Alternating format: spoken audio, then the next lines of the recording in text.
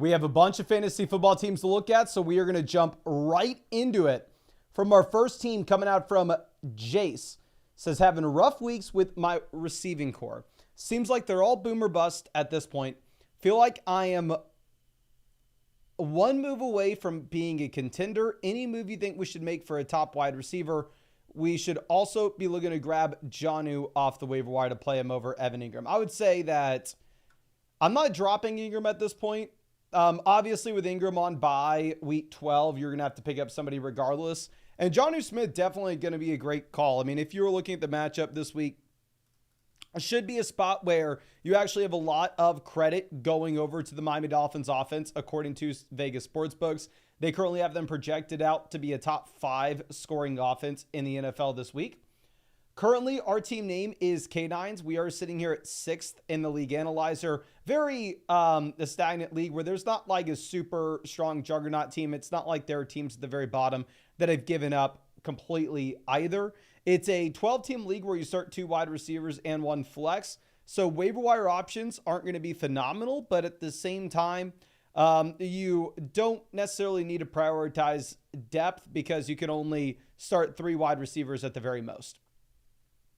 But starting off with what we have a quarterback. We are sitting with Burrow. Definitely a quarterback that you can start every single week, regardless of matchup. As long as he's playing right, week 12 bye week, we are going to have to get a short-term fill-in. If we're looking at quarterbacks that you could potentially pick up for the short term, I think that Tua or Stafford would be a solid pickup. The issue that you're going to have with Stafford, it is a tougher matchup this week going up against the Philadelphia Eagles. So I probably would go ahead and just play it safe with Tua for the pickup as a fill-in this week. And if we're looking at who you can go ahead and drop, I think at the running back position, Raheem Mostert is an easy player to let go of at this point. Because the thing is with Mostert, even if you were to get an injury to Devon Achane, then at that point, Mostert's still split in the backfield with, Jalen Wright, and he's still not necessarily a running back that can turn into a league winner. So I would cut Mostert to open up the roster spot and to go out there and grab another quarterback to replace Burrow this week. Outside of that at running back, we are sitting with 2 top 5 running backs, or at least 1 top 5 running back, another top 12 running back with Achane and Walker, but 2 RB1s that you can comfortably start every single week. Obviously, there was some hesitation with Javonte Williams, but Javonte looking a lot better with usage after you see the disappointing performance from Estime in week 10. So running back room looks great. We have Braylon as a premium handcuff. I know we are rostering Mostert at the moment because we have Achane, but again, even if you were to see the Achane injury, you still probably can't start Mostert because Mostert would split with Jalen Wright. So cut Mostert, pick up the backup quarterback, rest of the running back room, we want to sit still. And then going over to wide receiver, 100%, I understand these wide receivers have been up and down, like Jaden Reed. We've been calling that sell high option. I think he was a sell high player for us a couple weeks this season. Pretty much anytime the man had a 40-point or a 30-point bomb, we were screaming to sell high because the target volume hasn't been there. So yes, if we are looking at him, you can say that he has been really inconsistent because of that.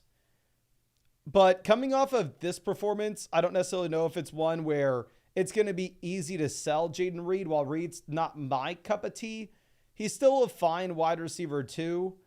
Same thing, Deebo Samuel has been very inconsistent, but there is an outside chance that we look back and go, oh, maybe it was Deebo dealing with the pneumonia. Maybe he's through it. Maybe he's fine at this point. Obviously, I'm not going to sit here and say that's for sure going to be the case. I've had to move Deebo Samuel down our rankings as Juwan Jennings continues to earn more targets and score more fantasy points. And then Josh Downs as your 3rd wide receiver. I mean, obviously, it's frustrating having Anthony Richardson back under center, limiting the passing volume in this offense. But even the past AR games, Downs has been great. Amari's been disappointing, but the thing is, who the hell's going to buy Amari Cooper? So I completely understand where you're coming from, saying that we want to go through and we want to upgrade what we have at wide receiver. My thing is just reasonably, how could you do it? I don't see a piece that's expendable for you. I mean, obviously, Javonte coming off a strong week, but if you were to go through and sell Javonte in a 2-for-1 deal with one of these receivers, then at that point, you put yourself in a very compromising position when it comes to running backs. Nobody's going to buy Amari. Nobody's buying Debo at the moment. I mean, hell, if you could convince somebody to let you do a 2-for-1 tier up where we send them Quentin Johnston and Jaden Reed, and we go get a better wide receiver in return, if they think that the touchdown rate's going to stay there with Johnston, I would love to sell them that package, but the reality of the situation is I don't think anybody in your league is buying that. Going over to additional moves on the waiver wire, like we said, I think you cut Mostert, you pick up the quarterback fill-in for Burrow this week. Going over to receiver, in my mind, to be honest with you, I would rather have Olave over Quentin Johnston. I'm saying this as somebody who has, a ton of Quentin Johnston in Underdog best ball drafts. If he keeps on scoring touchdowns at this rate, your boy's going to make a lot of money this season, and I'll be a very happy camper. But the reality is Lad McConkey is dominating targets. Quentin Johnston has been just scoring at an unsustainable rate. It's still a rush first offense. I don't see a world in which we're starting Quentin Johnston anytime soon. However, for this team, I could see a world in which, maybe Chris Olave comes back in week 15, and then at that point, Olave actually hits your flex spot. I think that's maybe a little more likely, actually, than what you have with Johnston. And then going over to what we are looking at tight ends, I would have Jonnu ranked out of Zach Ertz, but honestly, a completely fine call. If you're looking at Washington, this week they project out to be the second highest scoring offense in the NFL. So if you wanted to go through and if you wanted to play Ertz, I wouldn't fault you for it. If you wanted to pivot over to Jonnu Smith, I have Jonnu ranked higher. You would just cut Jonnu. You would cut Ertz, pick up Jonnu in that way. But to be honest with you, I think it's a fine team. It's definitely a team that, again, like you already mentioned, we have question marks when it comes to the wide receiver position, and these options aren't exactly consistent. But I don't necessarily know if there's a clear move that you can make with this team because I don't see any expendable assets.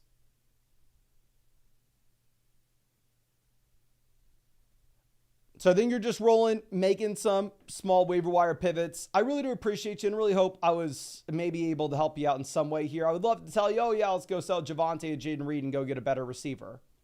The issue is you do that and all of a sudden you're in a very compromising spot at running back instead. But I appreciate you and really hope I was able to help you out in some way with this. But let's move this over to our next question. It's coming out from MLB Pitcher. Always happy to see this, a long-time member of the flock. Let me go ahead and hook you up with a free trade question and a free start set question. My guy says, hey, man, this team has been very volatile, starting to make a comeback from 3-7, soon to be 4-7, but really curious if I should ride this out or make any additional moves. I'm trading JSN for Pacheco per your advice. Curious if we should do anything with all the Niners players we have. Feels like we rely on them too much. Well, good news is if you were wanting an offense to be heavily reliant upon, the Niners one is not too bad of a spot to be. We are currently sitting at 6th in the League Analyzer Red Solo Cup. If you look at the League Analyzer, there's the Juggernaut team at 1. Teams 2 through 6 are all about the same, and then you have the significant drop-off to the teams afterwards. But we are currently sitting at 4-7. This is a league where you only start one quarterback. However, we are rostering 3 of them. Looking at quarterbacks in the waiver wire, you have Drake May, Anthony Richardson, Matthew Stafford, Geno Smith. So you do have a bunch of quarterbacks on waivers that if you were really desperate, you could go ahead and pick someone up. Now, that's not to say, oh, okay, we need to pick up any of these guys right now. Say the exact opposite. I feel comfortable just letting go of Kirk Cousins. I'm rostering Kirk Cousins personally as a backup option on my own team to Brock Purdy. But I think you can get away with rostering 2 QBs. I don't know if you can get away with rostering 3, especially if you're in a spot where Cousins is on the bye. I would definitely look to cut Cousins kind of immediately. Going over to what we can be looking at running back, you have a couple of these guys that are maybe an injury away from seeing some relevance. Obviously, you're going to have to monitor the injuries that you have in Las Vegas. When it comes to Alexander Madison, Madison could potentially be viable, but I don't know. I mean, obviously, everybody's banged up in that Raiders backfield. But even looking at Cam Akers, who's getting a little more usage and does appear to be the clear handcuff back behind Aaron Jones, I think that would be an interesting pivot. I'm just opening up that roster spot because obviously at running back, I mean, at the very top, you're in a really comfortable position. I mean, there's not much for us to do. You have a really strong squad. We have Achane and Brees. So both locked and loaded RB1s rest of season here. It will suck having to deal with the bye week for Brees this week, but you were saying that we are trading JSN for Isaiah Pacheco. Can everybody please let me know in the live chat, who would you prefer rest of season? Would you rather have Isaiah Pacheco or would you rather have JSN? Please let me know in the live chat. Are you going to go with Pacheco or JSN rest of season? We got one vote, Pacheco. Pacheco, JSN, Pacheco, Pacheco, Pacheco, JSN, JSN, JSN, Pacheco, Pacheco, Pacheco, Pacheco, Pacheco, Pacheco. If you look at my rest of season ranks, I'd have Pacheco higher than Jackson Smith and Jigba. And honestly, with this team, I think that it is a move that makes sense. There's a very realistic shot that Pacheco is good to go this week. If that does happen, I think you start Isaiah Pacheco immediately, given how good the matchup is going up against the Carolina Panthers. And it'll put you in a position where running back, you would be in a really good spot.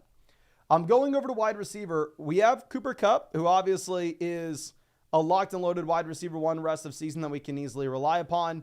We have Devontae Adams. We have JSN. We have Deebo Samuel. Now, obviously, Devontae Adams, would I be excited about him as my wide receiver one? Nope. Wide receiver two, I'm okay with. I mean, obviously, we're trading away JSN. Deebo Samuel, would I be excited about him as my wide receiver one? Nope. Wide receiver two, maybe. Wide receiver three, definitely. Deebo Samuel's my wide receiver three. I'm freaking pumped. And then Juwan Jennings, my wide receiver four. Hell yeah. Beyond this, I don't love the players that we are rostering at the very bottom end with Adam Thielen, Jalen Tolbert, Allen Lazard. I'm going to assume Lazard's on the IR for us. Obviously not wasting a roster spot there. If Lazard was wasting an actual roster spot, you drop him immediately and go pick up a running back like Jalen Wright. Really anybody else. Looking at Jalen Tolbert, I also don't think Tolbert is worth the roster spot at this point. We had the report previously today saying that it sounds like Brandon Cooks may be good to go. So Brandon Cooks is going to be good to go. And this is a bottom five offense in the NFL.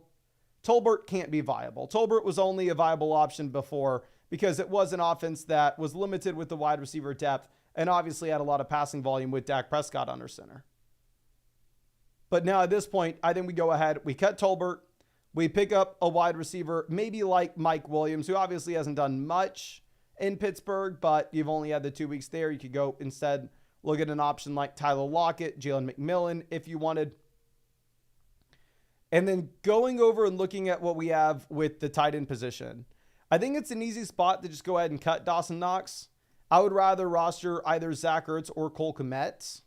At this point, obviously with Knox, you're having to deal with the bye week this week. And then once you're through the bye week for Buffalo, there's a good shot that you maybe have Dalton Kincaid back. Even if you don't have Kincaid back, you may have Keon Coleman back and just have fewer targets to go around in this offense to tight ends. So I'd drop Dawson Knox. I'd pick up Zach Ertz. I would drop Jalen Tolbert. I'd pick up Mike Williams. I'd drop Kirk Cousins. I'd pick up Cam Akers. I like the trade JSN for Isaiah Pacheco. And then it's a league where you can start up to 4 wide receivers weekly. So it's a league where the depth matters a bit more. And also it looks like it's a deeper bench. So at the same time, you're in a situation in which it doesn't make a lot of sense for us to go through and for us to just spam 2-for-1 deals, knowing that you won't have great options that you can just pick up off the waiver wire with an open roster spot. So for me, I think the waiver wire moves are easy. I think that Pacheco trade is easy. And then outside of that, I mean, just realistically trying to come up with something. This is a 4-7 roster, so any long-term value that we can turn into short-term production is what we're wanting to do. And I know this is just such a minor little piece. And I know maybe this isn't the number one priority here for this roster, of course. But like if you are 4-7 and we need a win out, effectively, you can't drop and you can't lose another game. I think pivoting off of some of these options that are going to be on bye to just get players in your starting lineup right this second, I think could make sense. And obviously, I'm not talking about dramatic swaps, but like say trading away Breece Hall and going and getting Kyron Williams, a running back that's in the same tier as Breece, where Breece is coming off the monstrous performance, Kyron's coming off a very bad one. But you have Kyron Williams already through the bye week, whereas you're not going to have Breece this week. And again, it doesn't matter if you think Breece could potentially be better for the fantasy football playoffs. We lose this week, we're not making it. So I like all the moves that we've talked about previously. And the only thing that I would add on is a couple of these guys that have yet to go through their bye, such as Breece, such as Devontae Adams. It could make sense pivoting off of them to players that are in a similar tier. However, options that have already gone through their bye week. But I really hope I was able to help you out some here. Thank you again for being a longtime member of the flock, my guy. I really do appreciate you and really hope that I was able to help you out. I hooked you up with that free start sit question as well as that free trade question. So just in case you have anything else that you want to send my way, don't hesitate to do so. I'd be super happy to check it out for you. But yeah, thank you and wishing you the best of luck. Obviously, we need to be winning games ASAP. Now, let's move this over. This is going to be one of those free underdog team reviews coming out from Randy. Says, looking like I'm going to make the playoffs this year. Don't have many picks, but feel like I'm set up for the future with the young assets. Wanted to see what else I could do to potentially win the chip. We are RTB 2022 Natty. Does not trade. Okay. I was a little bit confused there. Good to know, my guy. Good to know. And it looks like that team maybe had changed its name. So I don't even know who it is. So we are the third team in the League Analyzer. The League Analyzer is pulling in the Dynasty Superflex values here. So it's obviously not just grading this team out for this season. It is looking long-term. One thing that I'll point out is from a roster construction perspective, we are rostering a lot of, and I understand Dynasty, it gets ugly, right? Like, the vast majority of my leagues are Dynasty leagues. But still at the same time, I don't know if we love rostering this many wide receivers to this few running backs. For us to only have 5 running backs on our roster in comparison to about 15 wide receivers, it is something that I would have done back when I first started playing Dynasty. Just because you get attached to a lot of these day 3 wide receivers that you think could turn into something. And in the reality, they are just roster cloggers, and you're better off just throwing darts at the dartboard and trying to find somebody like Isaiah Pacheco. So in the future, I would definitely try to prioritize adding running backs to the bottom end of our roster, even if they are extreme long shots in comparison to another receiver. But it is a 12-team Superflex start 10 format where quarterback, we are rolling with Kyler Brock Purdy. So we have 2 quarterbacks that, I mean, give us the ability to contend in the short term, while at the same time being young enough to give us a long-term stability as well. It looks like we actually luck into a couple other potential starters here for the Kyler Murray bye this past week. Maybe you threw in Mac Jones. I don't know if that would have been a good thing, but we have Mac Jones, Tommy DeVito. So just in case you were to see an injury, It's funny to know that we actually have another option at quarterback we could go with. Now going over to what we have at running back, I think I need to move Chase Brown up, clearly. I mean, we haven't updated the Dynasty rankings, I think, in maybe a week or two. We don't update them nearly as much as the rest of season rankings during the season. But looking at Jonathan Taylor, based off his contract, is one of the very few running backs that you can project to have a really strong role in 2025 as well. Obviously, he's really going to help us contend this season. Chase Brown's like the perfect example of a running back in Dynasty that is young and looks phenomenal, but you can't get suckered into just assuming that he's for sure going to be a stud in 2025 and beyond. Obviously, day 3 back, where you wouldn't be super surprised if the Bengals decided to add in another depth piece this offseason, whether that's through the draft or free agency.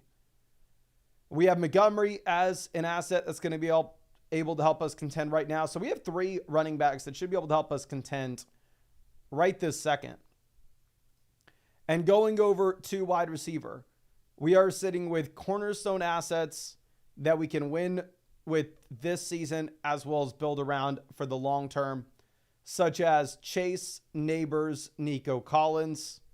We additionally have DK Metcalf, Cortland Sutton as assets that, yes, will be worth less this offseason than they are right now, but at the same time, they are players that could 100% help us contend. It's a start 10 league, so it's definitely a format in which the wide receiver depth matters a little bit more. Going over to tight end, looks like we maybe need to move Taysom up the Dynasty ranks. But we have Hawkinson, who's a cornerstone asset at the tight end position. He can help us contend this season, while at the same time, he has the age and the long-term projections on his side to make a meaningful difference here for quite some time.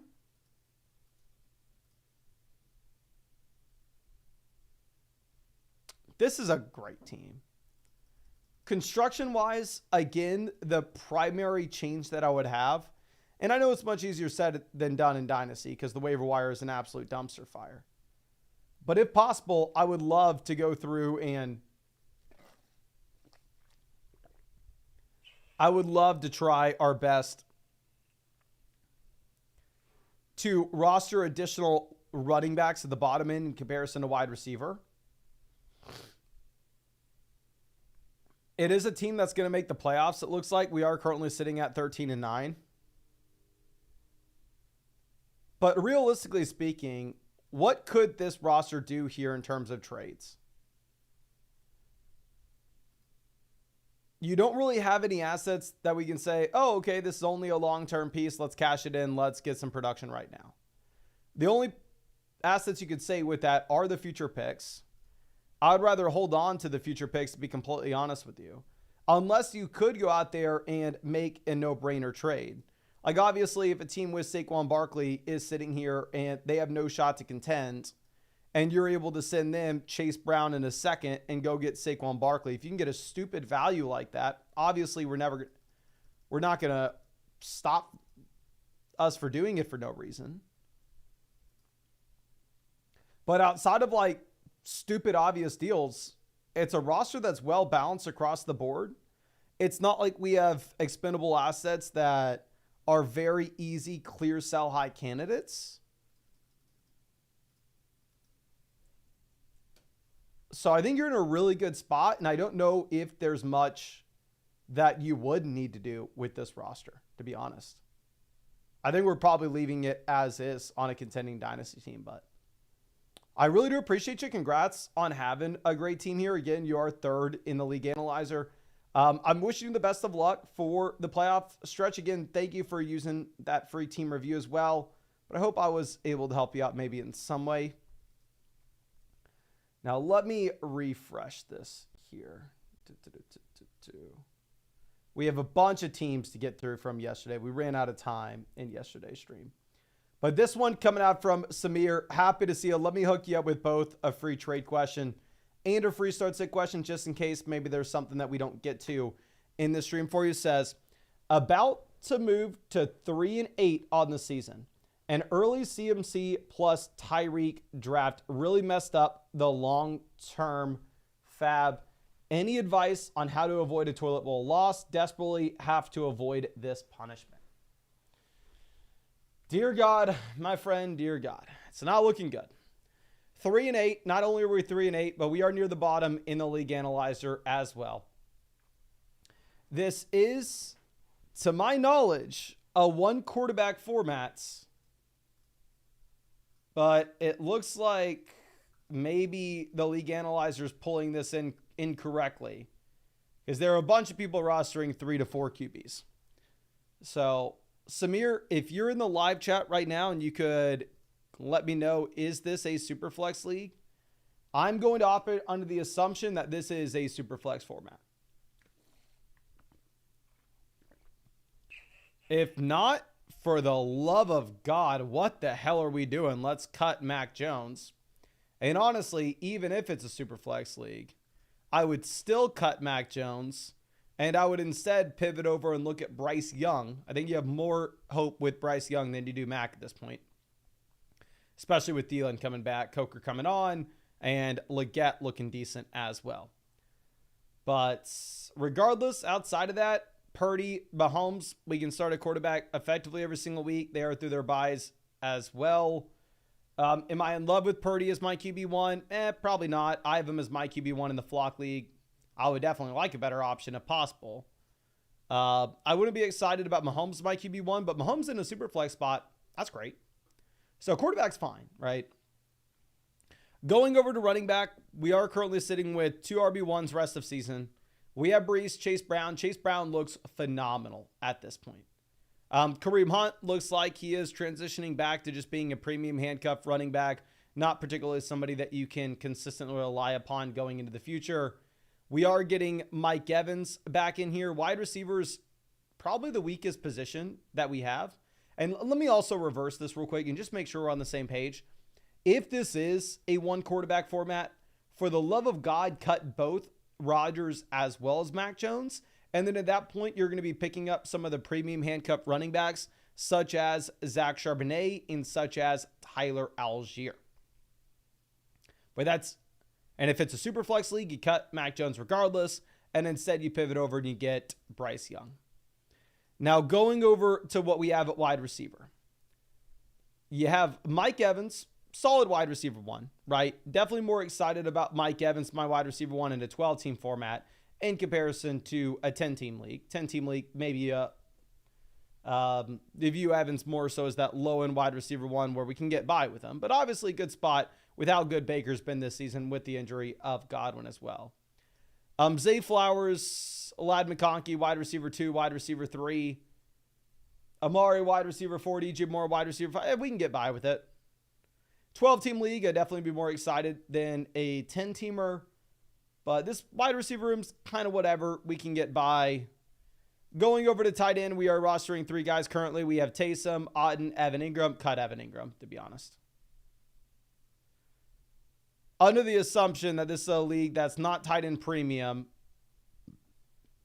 And also at the same time, a league where you could only start 1 tight ends. I mean, you only have to start 1 tight end.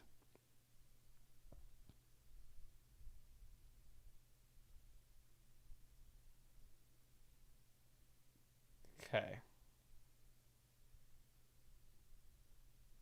I'm trying to think realistically, because how do you get Evan Ingram in your lineup? I guess maybe if Lawrence comes back, Ingram could be viable. But you have the week 12 buys, so you're going to have to burn a roster spot. You know what? I don't think we can tell you to cut Evan Ingram just yet. If Lawrence gets ruled out for the season, you cut Evan Ingram, you go pick up one of the premium handcuff running backs that we were talking about, because obviously nobody is viable here with Mac Jones under center. But based off the outside hope that Lawrence is back in, maybe you can hold on to the 3rd tight end. The very clear move to make here, if there is one, and if we are able to, is obviously, like we said, those waiver wire pivots previously.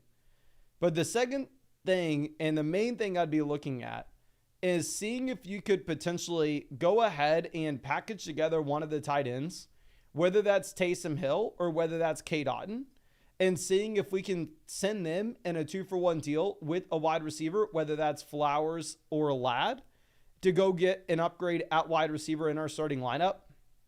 I think that would be the main thing we're looking at. Going through and trying to find a team that potentially needs some help at tight end here. This team has Dallas Goedert, Dalton Schultz. I mean, if you could potentially send, say, the combination of Taysom Hill and Ladd McConkey and pivot over to DK Metcalf, I think, honestly, that could potentially be a move that would help both teams. Going over to some other teams that could use some help at tight ends. This team has Dalton Kincaid, Dawson Knox. The issue is wide receiver. They are extremely limited.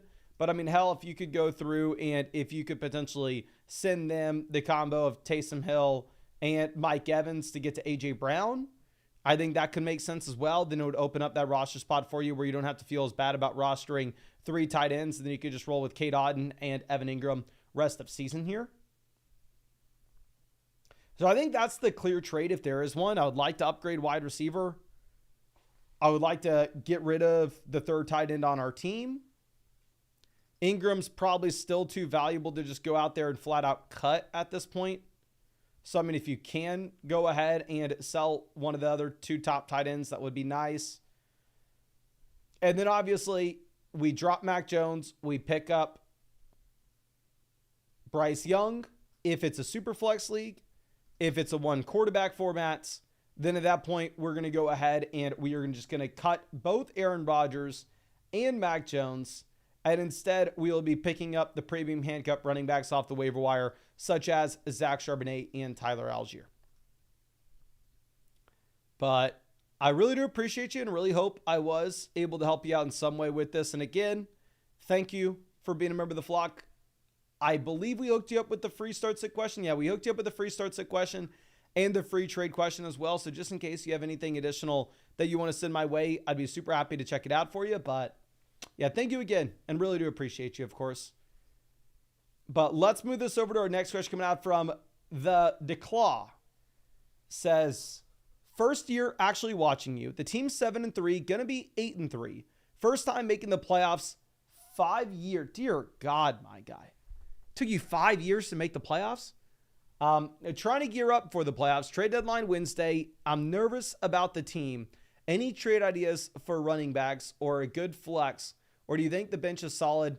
The league will be crazy. The league will be crazy with trades Wednesday. Okay, cool. So our league is an active league where it's actually easy to get deals done. Right now we are second in the league analyzer. There are 2 juggernaut teams you can see here. And then there is that sharp drop off to everybody else underneath. We are currently sitting at 8-3. So, yep, we are pretty much guaranteed a playoff spot at this point. So what we are looking to do is we are trying to pivot from short-term options instead to look over and potentially get some long-term upgrades. Starting off, Josh Allen, obviously there's nothing to discuss. He is on the Mount Rushmore of quarterbacks. You have the passing volume and the rushing upside. You start him every single week regardless of the matchup. There's just really nothing to discuss on that front. If you were looking at what we have potentially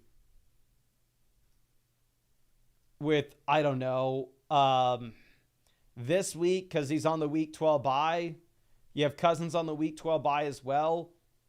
Tua's in a decent spot. So is Drake May. Whoever you wanted to stream, I would just go ahead and cut Jalen Warren for either quarterback. Stream them instead of Allen. Going over to what we have at running back. We are currently sitting with the combo of Jahmyr Gibbs. So a locked and loaded RB1 rest of season. Isaiah Pacheco, a running back that should be much better going into the future than when he has been, now that we are actually going to get him playing. I will say the playoff schedule is a little bit difficult with Pacheco, but obviously he's more valuable to a playoff team than he is a non-playoff team. We have Dobbins, Javonte, and Jalen Warren. So this is a team where we have the running back depth that maybe another roster in the league could actually use, but we don't particularly need it with how strong our team is. So a big thing that I think I would be looking to do personally is see if we can maybe move off of one of these options that we have at running back, whether that's Dobbins, Rachaad White, and Javonte Williams, and send them in a 2-for-1 deal to go get an upgrade elsewhere with this team. Now, obviously, it goes without being said that Sutton has been phenomenal as of late. He's been incredible pretty much over the past 4 weeks, averaging a total of 10 targets per game. But we have Chase and Jefferson. We're freaking loaded. The only way that you ever get a player like, you don't need to chase the floor, essentially. Like the floor that Courtland Sutton gives you is kind of irrelevant here. So if we could take Javonte and send him with Sutton, or if we can take Rachaad White and send him with Sutton to go get an upgrade at wide receiver, potentially for that flex spot, I think that would be the main thing that I'm looking at here for a team that's gearing up for the playoffs, where you are in, a position of strength based off Isaiah Pacheco coming back in. So what we need to do is we need to look at some teams that possibly need help at running back. This team is Tracy, Najee, Gus Edwards as their top 3 RBs. Is there a world in which we can send maybe J.K. Dobbins and Courtland Sutton to somehow get to Nico Collins, somehow get to A.J. Brown? Obviously, woulda, coulda, shoulda. If you can, it's a no-brainer. We would absolutely love to make that pivot. Going over and looking at another team that maybe has a receiver in a tier below that. This team, Nick Chubb's not really turning into anything here. If you wanted to go for CeeDee Lamb, that low-end wide receiver 1, maybe by sending Sutton and Dobbins to go get Lamb, that could be a potential viable play. Obviously, I'd rather do the first one. This team's going to think that they're good with Chuba at RB2. This team, Aaron Jones sliding to the back. They lost out on Mason. They lost out on Kareem Hunt. The issue is wide receiver. They just don't particularly have somebody that's valuable enough for us. But really, that's the deal if you can find one, is selling running back depth. You can do it in a couple different ways. One, we can sit it with Courtland Sutton and see if we can go get an improvement at wide receiver. Or 2, you can go about it by trying to just package together 2 running backs, such as Javonte and Rachaad White, or Rachaad White and Dobbins, or Javonte and Dobbins. Doesn't matter who. Make a 2-for-1 tier up at the running back position.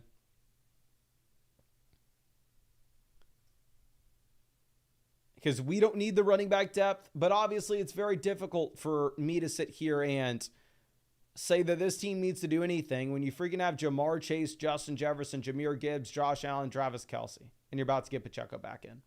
Phenomenal team. I would just try to find some value for one of those running backs. But again, thank you for taking advantage of that free Underdog team review. I really hope I was able to help you out in some way with this. And yeah, thank you, of course, for being a member of the flock. But let's move this over to our next question here, coming out from Jack M. Burak.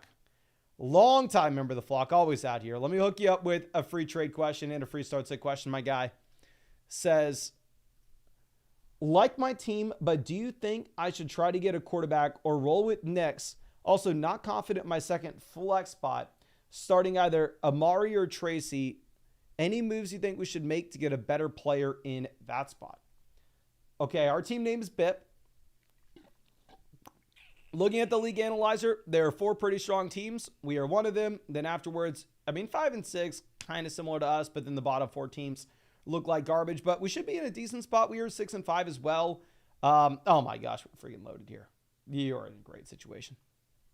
So quarterback at this point, I think previously we were looking at Bo Nix, and I was just calling him similar to the other waiver wire streamers, such as Stafford, such as Tua. But at this point, it looks like Bo Nix is more than just a waiver wire streamer. Looking at the options that you have on the waiver wire in your league, you have Goff, Cousins. So I would rather add Bo Nix than Jared Goff. But ultimately, 100%, like if we were to call out a weak spot on this team, it's either going to be quarterback or tight end. But because we have 2 flex spots rather than just 1, quarterback is going to make up a slightly smaller percentage of our starting lineup output weekly. So you're not exactly in a situation in which you need to be panicking about our quarterback play as you would in a league where you only start 2 receivers and 1 flex. Going over to running back, we are sitting with 3 RB1s rest of season. We have Kamara, Gibbs, Chase Brown. Obviously, frustrating spot having to deal with both the Chase Brown and Kamara bye weeks this week, but it is what it is. We have Tracy. Now with Tracy, we called him as the sell-high candidate after the blow-up against Pittsburgh a few weeks back. The main reason for it is just looking at the fact that it's a bad offense, and at the same time, you're not going to have receiving usage. But if Tracy's my second flex, if he was my RB4, I'd be very excited about Tracy in that slot. Going over to what we have at wide receiver, we have an elite option with Amon-Ra St. Brown. Tyreek Hill, would I be pumped to have him as my wide receiver 1? Maybe not. Obviously, he doesn't look to be as good as he has been in years past. Tyreek is my wide receiver 2. I'm pumped with. We have Amari, Addison, MVS there at receiver as well. There are definitely some pivots that I'd make off the waiver wire with this team right away. I think you drop Khalil Herbert and you go pick up either Jordan Mason, Audric Estime, or Trey Benson. I mean, with Herbert, you had the second week to potentially see him take some usage here. I actually picked up Khalil Herbert just in case he actually did have a role in this offense and could submit himself as the clear handcuff back to Chase Brown. He didn't do it. Like, if Brown goes down, you don't even know if you can start Herbert for sure. Whereas if you were to have an injury to CMC, we know you can start Jordan Mason. So I'd rather have Jordan Mason over Khalil Herbert. And then going over to wide receiver, I hate to say this because obviously Marquez Valdes-Scantling blows up with another long receiving touchdown. But MVS is really just going to be touchdown or bust, long play or bust. He's Jamison Williams, but a worse version and a worse offense. And it looks good when you have the touchdowns over the past 2 weeks, but going into the future, I realistically don't know how easy that is going to be out. I mean, how that's going to be to project. You have to roster him through his bye week here as well. So I would cut MVS, and instead I would pick up Roma Dunze. And then looking at what we have at tight end, you're currently sitting with Cade Otton and TJ Hawkinson. So 2 mid-tight end ones that we are completely fine with, right? Am I going to sit here and act like this is the strongest tight end room in the world? Of course not. I think that Otton was elite when you had no Evans and when you had no Godwin. He's probably a little bit worse now that Evans is back in, but still, I mean, we can definitely get by at tight ends. But the concerns that you would have with the team primarily are centered around either quarterback or the depth in my mind. But again, when you're sitting with players like Roma Dunze on the waiver wire or Jordan Mason on the waiver wire, I'm not as concerned with the depth because it's a 10-team league. Like, I think your second flex spot for the fantasy football playoffs may be different than somebody that you have on your roster right now, to be honest, just because the waiver wire does look incredibly strong in this league. So what I would probably look to do is, if we were going to make a trade, I think I would see if we could upgrade at quarterback. Obviously, again, I want to say Bo Nix does look to be a tier ahead of the rest of the streaming options. So definitely not a spot in which you need to go get a different quarterback. If you were going to do so, I would for sure be looking to charge a premium when we sell Nix in a 2-for-1 deal. But I think how that 2-for-1 trade would look is maybe by going through and sending the combination of Tyrone Tracy and Bo Nix to see if you can go get to a top 5 quarterback. Like, if you could send Tracy and Bo Nix to go get Jaden Daniels coming off of a couple tough performances, I think that could be a really nice spot for your roster under the assumption that we're able to backfill with some of these interesting players off the waiver wire. But outside of that, it's a really strong team. I think you're in a great spot now that we have Chase Brown good to go. And you can't sell the wide receiver depth piece because the issue is nobody's going to buy Amari Cooper at the moment.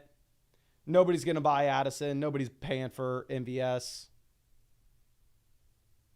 So really, I think the only guy that is an expendable piece for you here would maybe be a player like Tracy. But if you are selling Tracy and Bo Nix in a 2-for-1 deal to go get that upgrade at the quarterback position, we really want to make sure that we are charging a premium because Bo Nix has looked very good as of late, and he's just getting better at this point. I mean, at least that's what it appears. But again, I really do appreciate you, my guy. I really hope I was able to help you out in some way with this. I did hook you up with that free start sit question and the free trade question as well, just in case that you have anything else that you want to send my way. Don't hesitate at all to do so. I'd be super happy to check it out for you. Okay. But let me refresh this real quick.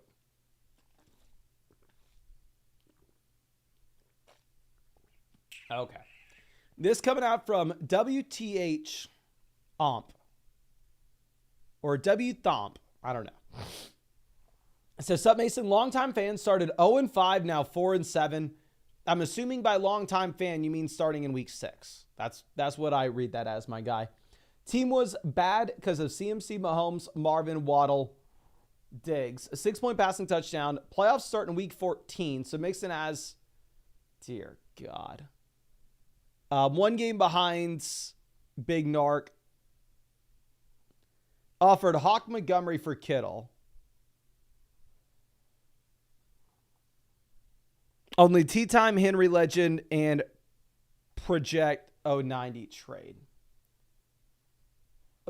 First thing, I know maybe we went off the rails reading the second half of that, but the second that I read that y'all's playoffs start in week 14, my mind just melts. And I just go, what are we freaking doing?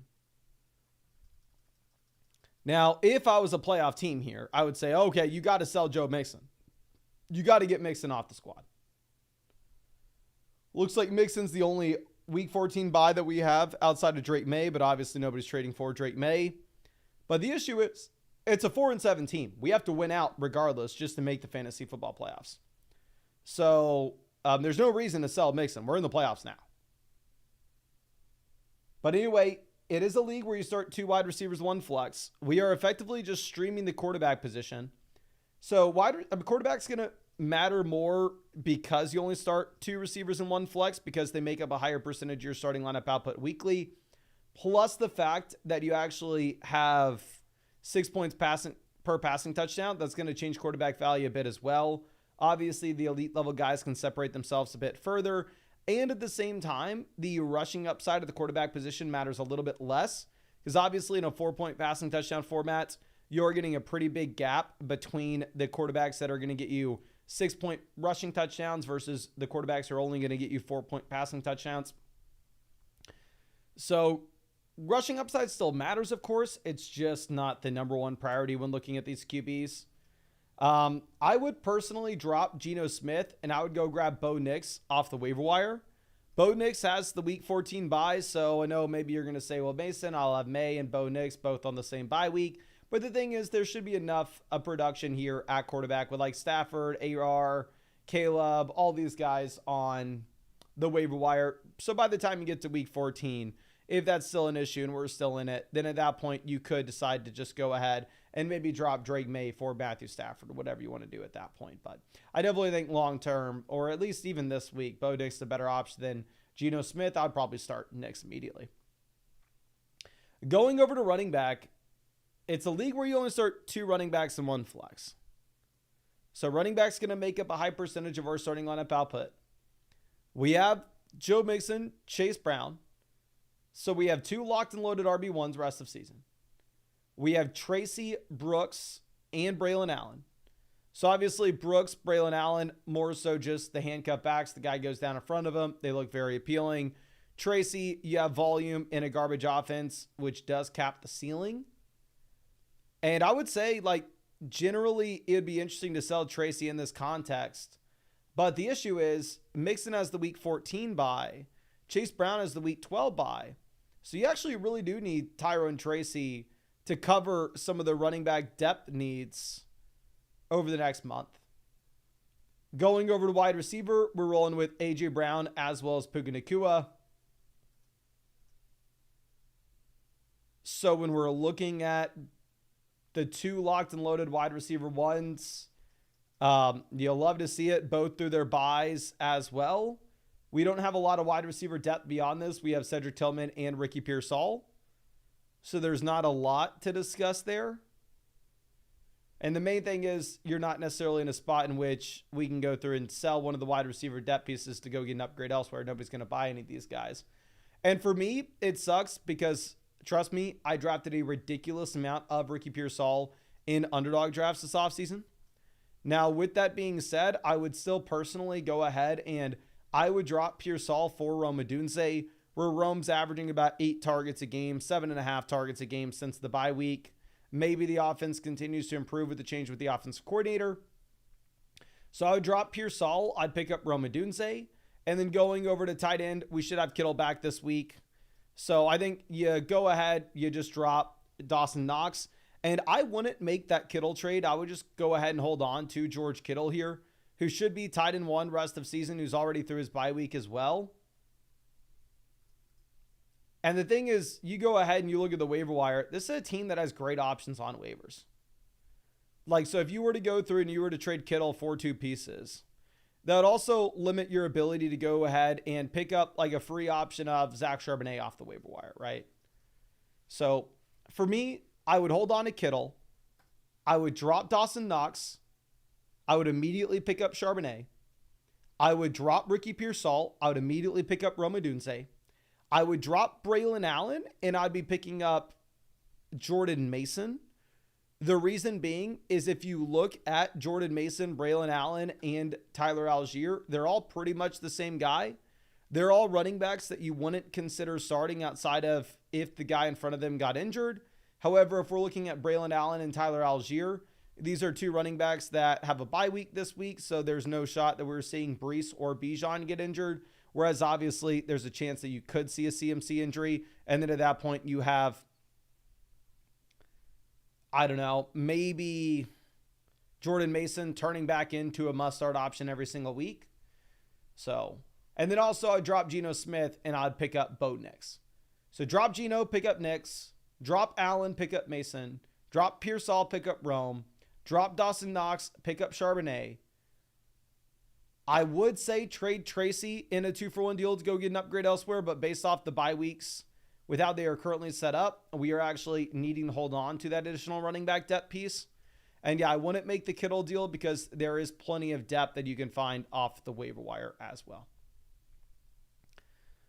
But I really do appreciate you and really hope I was able to help you out in some way with this. And again, thank you so much for taking advantage of that free team review. But let's move this over to our next question coming out from Glizzy Gladiator. Says, appreciates all the hard work, Mason. Been watching every night. Thank you. Just made a lot of trades to get where I am. Going to be 5-6 after this week, and 6 teams make it to the playoffs.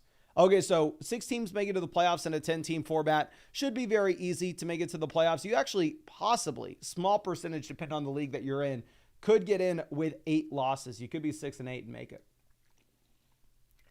Okay. Second quarterbacks to Superflex. What moves do you think we should look to make to get to the playoffs? Thanks. Thank you.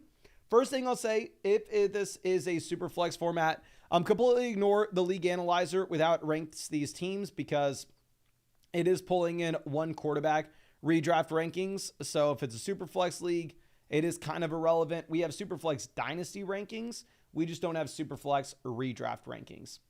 But team name is Devontae Sells Your League. We are currently sitting here at numero 4, I believe.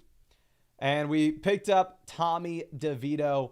So this is a league where we are getting crushed at quarterback. That would be my primary concern in a Superflex league. Like 10-team league, am I excited to have Bo Nix as my QB1? No. I think you can say he's okay, but are you excited about it? No. Am I excited to have Drake May as my QB2 in a 10-team league? Probably not. He's okay. In 12-team format, I'd be excited to have him as my QB2. 10-team league, not so much. So, I mean, if we could afford to go out there and upgrade the quarterback position, I 100% would want to do so. It just comes down to where we have the expendable assets. Now, obviously, what makes this team strong and what gives this team a chance is the combination of both Barkley, CMC, and Kenneth Walker at running back.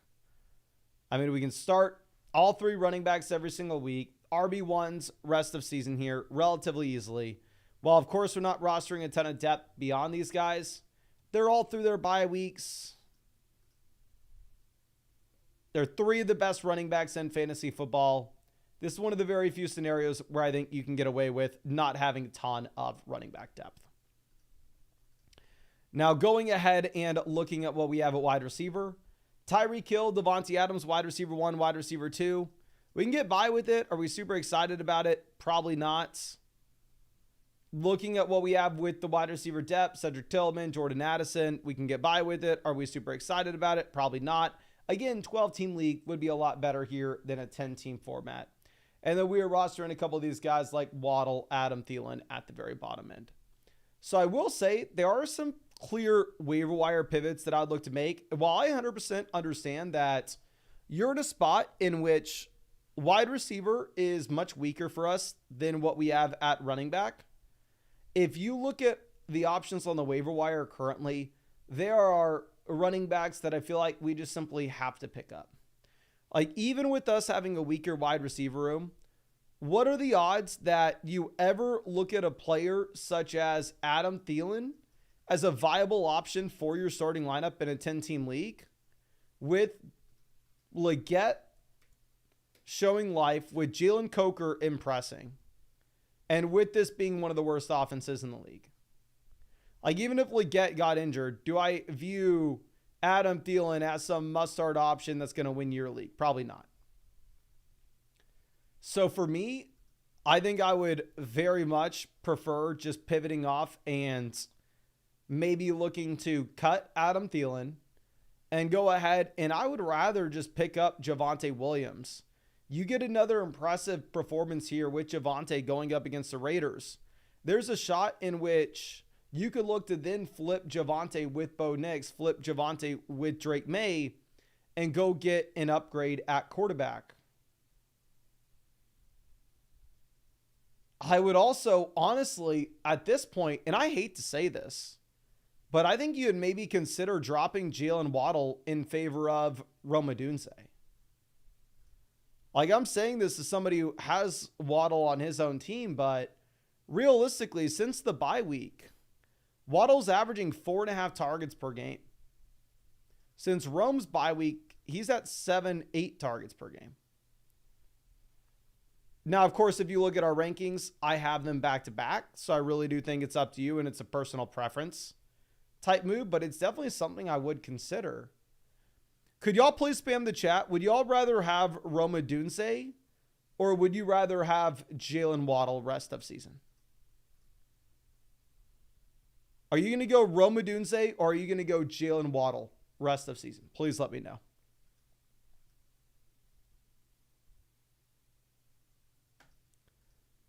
We have Waddle, Rome, Waddle, Rome. And we got the Bears fans saying Waddle. Waddle, Rome, Waddle,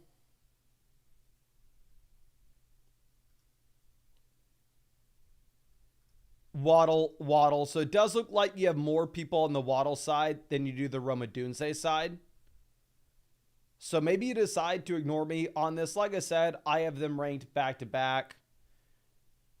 But if you could ever get the chance, I mean, trading here Cedric Tillman and Bo Nix, or Cedric Tillman and Drake May to go get an upgrade at quarterback for this Superflex league would have been a no. Oh my gosh, I didn't even pick up Matthew Stafford. For the love of God, drop Tommy DeVito, go get Matthew Stafford. Drop Tommy DeVito, go pick up Matthew Stafford. Drop Adam Thielen, go pick up Javonte Williams. If there's any world in which Cedric Tillman goes off on Thursday and you could turn around and you could sell Tillman and Bo Nix, or Tillman and Drake May, and go get an upgrade at quarterback, we would look to do so. But yes, please drop DeVito and pick up Matthew Stafford. But I really do appreciate you and really hope I was able to help you out in some way with this. And again, thank you so much, of course, for taking advantage of that free team review and being a member of the flock. But let's move this over. This says start sit question coming out from S Bank. Here, we need a quarterback between Burrow, Darnold, May. So obviously, you have no Burrow this week. It is just going to be Drake May, Sam Darnold's.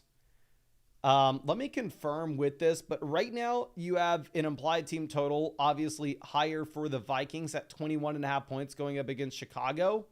Whereas if you're looking at what you have with Drake May, they're at 19.5. But it should be a spot in which the Patriots have to have a ton of dropbacks going up against the team where they are about touchdown dogs. And we've seen some rushing upside as well for May. And then our other call that we need to look at will be tight ends between Dallas Goedert, Cade Otton. I'm going to go with Cade Otton. It's definitely a spot where I think maybe we lower expectations with us having Mike Evans back into this offense. But still, I mean, maybe you lower expectations from top 5 tight end to mid tight end 1. Okay. So let's move this over to our next question. This is coming out from Rip Godwin. It says, I don't know if I can trust Debo or otherwise. How are we looking? Okay. So quarterback, I'm actually very surprised to see this, but you have a really low total for this Niners offense. The Niners are 2.5-point dogs going up against the Green Bay Packers here. They have an implied team total at 22.5 points, which I believe is the lowest mark that we've seen all season. But I still probably would go Purdy over Bo Nix. Not super confident with it. We're going to go Deebo Samuel here at wide receiver 2. You have the targets. Again, it's a tough matchup. It's an offense that projects out to be worse than it has been previously. Bo Nix has been very disappointing. I just don't see what world I can play Xavier Legette over him. Tight end, you lock and load Kelsey. Hope that we get a better week this week. I mean, right now they project out to have an implied team total about 26.5 points against Carolina. Issue is, of course, they should be able to run the ball in the second half. And then for the flex spot, I think you go ahead and you take Tyrone Tracy. It will be interesting, of course, to see the Giants with no Daniel Jones, but sports books aren't saying it's going to be much worse. Actually, I'm an idiot. We have Pacheco here.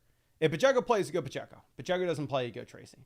But obviously with Pacheco, you just have a beautiful matchup going up against the softest rush defense in the league with Carolina. Okay. We got another free team review to get through here from Tiger Cub. I feel like my face right now feels like I walked through a spider web. I have no idea what's going on. Maybe throwing a... Okay. Why do I feel like this? But anyway, Tiger Cub coming out with this question. It says, unique redraft league can trade future picks 16 rounds. Don't have to worry about that if not scared of making the playoffs due to upcoming opponents and lots of week 12 buys. Worried about the tight end position in the playoffs. Should we look to make a move? I will say in general, and keep in mind, I've played in keeper leagues. I play in a bunch of dynasty leagues. I have a lot of experience with this, and I really like dynasty leagues where you can trade future year rookie picks. But in a redraft league, to be able to trade future rookie picks, in my mind, there's no reason to be able to do so. I think it's honestly a really bad rule. And because the thing is, in Dynasty, it's like you're out of it. There's still a reason for you to not trade every single player you have just to get dud picks next year. But the issue is in a redraft league, if you know you're out of it, who cares if you sell Christian McCaffrey for a 10th round pick? If you're not able to keep CMC, if you have zero attachment to him for 2025, there'd be no reason for any team that ever gets bounced from the playoffs to not just fire sale their entire team. And then at that point, the fantasy football playoffs, any team that has made it, if you don't mortgage, if you don't essentially say, hey, I'm going to not compete in 2025, if you don't say I'm throwing all my future picks to go get McCaffrey and Barkley from the teams that look like they have no shot to contend, then you probably can't win. So I hate this rule in a regular redraft league. Obviously, it makes sense in a keeper format. It makes sense in a dynasty league where the team trading away Barkley can go, oh, well, I can also keep Barkley for next year. Well, I don't need to give him up for peanuts. But if there's no attachment to that player, the incentives just get thrown way off. But this is the number one team in the league analyzer. So we are in a really good spot. It's a league as well where we can start up to 5 wide receivers weekly. So the wide receiver depth does matter more here as well, which I do like to see. Currently sitting at quarterback, we are rolling with Patrick Mahomes and Kyler Murray. Kyler, mid QB1 with the rushing upside we can play every single week. Obviously, Mahomes kind of falls in the bucket of weekly streamer that is interesting based off matchup, but not necessarily in every week locked and loaded option here. But completely fine at QB. Going over to running back, we have the elite RB1 with CMC. We have Kenneth Walker, another locked and loaded RB1. And then we have the handcuffs to our backs. I don't love handcuffing my own backs typically. It does raise your floor while it lowers your ceiling. I'll say at this point of the year, maybe it's not the worst thing in the world because obviously you have both CMC as well as Kenneth Walker already through their bye weeks. And it would be a very simple call that we've already seen if either running back gets injured, the guy behind him, it does immediately turn into a must-start option. And also, it's a league where we can start up to 5 wide receivers weekly. So the wide receiver depth does matter a bit more, where we are currently sitting with Chase, Neighbors as locked and loaded wide receiver ones. Beyond this, we are currently looking at Mike Evans potentially as a wide receiver one. We have Jaden Reed. Jaden Reed, I'm not a super big fan of, but if Jaden Reed's my 4th wide receiver on my team, I'm pretty excited about that. And then we have Devonta Smith as our 5th receiver. We have Amari as our 6th. We have Olave here for the long-term upside in the playoffs. I know Christian Watson just dropped the 150 yards receiving, but still at the same time, I don't see how Christian Watson ever hits your starting lineup when this team is this strong. And while Christian Watson had the 150 receiving yards, he also only had 4 targets. So for me, I think the pivot that I personally would look to make is if you could go ahead and potentially not sell Christian Watson. If you could just drop Christian Watson to go ahead and pick up Javonte Williams, I think that would be a much better play and it would give us some running back depth here as well. And that could set us up in a nice spot where if we have another Javonte strong performance against the Raiders, then at that point you could potentially package together Javonte and Kyler to go get to one of those elite quarterbacks like Allen. And I just don't see a world where you can ever sell Christian Watson in a deal like that. So I'd cut Christian Watson. I'd pick up Javonte Williams. And then going over to tight end, we are currently sitting with Taysom and Kyle Pitts. The awkward spot, of course, is both tight ends have a week 12 bye. So with both tight ends having a week 12 bye, you probably need to go through and roster somebody else here as well. Ferguson dealing with a concussion. You have Zach Ertz on the waiver wire. So honestly, if we can get enough value for them, I think this team can afford to go out there and trade for the elite tight ends. And maybe it just makes it a little bit easier for us as well. Where if you could potentially go through and send like Jaden Reed and Taysom Hill to go get to a top 4 tight end, go get to a tight end that is on the Mount Rushmore, I think that would make sense. My only hesitation in saying that is specifically with your league, this is a league where the wide receiver depth does matter.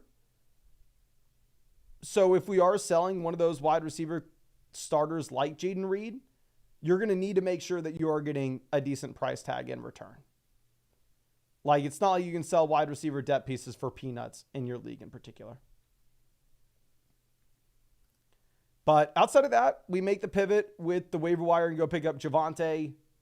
Maybe sell a depth receiver like Jaden Reed with Taysom to go get to a true elite level tight ends. Or with Pitts, if the other person would rather have Pitts, doesn't make a difference to us. And then in terms of moves beyond that, I think you're in a really comfortable spot, specifically because of your league settings. And again, the only thing I would say is, and you know your league better than I do. Maybe people don't do this in your league. But in future years, if your league settings remain the same and you're like 3-8, like let's go through and look at a team that maybe is completely out of it. This team that's 3-8, if I were them, I'd be sending messages in the chat going, hey, I'll sell Achane for a 4th round pick next year. Hey, I'll sell Kyron for a 5th round pick next year. Hey, I'll sell Drake London for a 4th round pick next year. Because if it's just a regular redraft league, they have every incentive in the world to just sell any of the production in their lineup this season and just re-gear for 2025, which does kind of ruin things. Obviously, a keeper league, a dynasty league, it's a different interaction because people can keep the players going into the next season.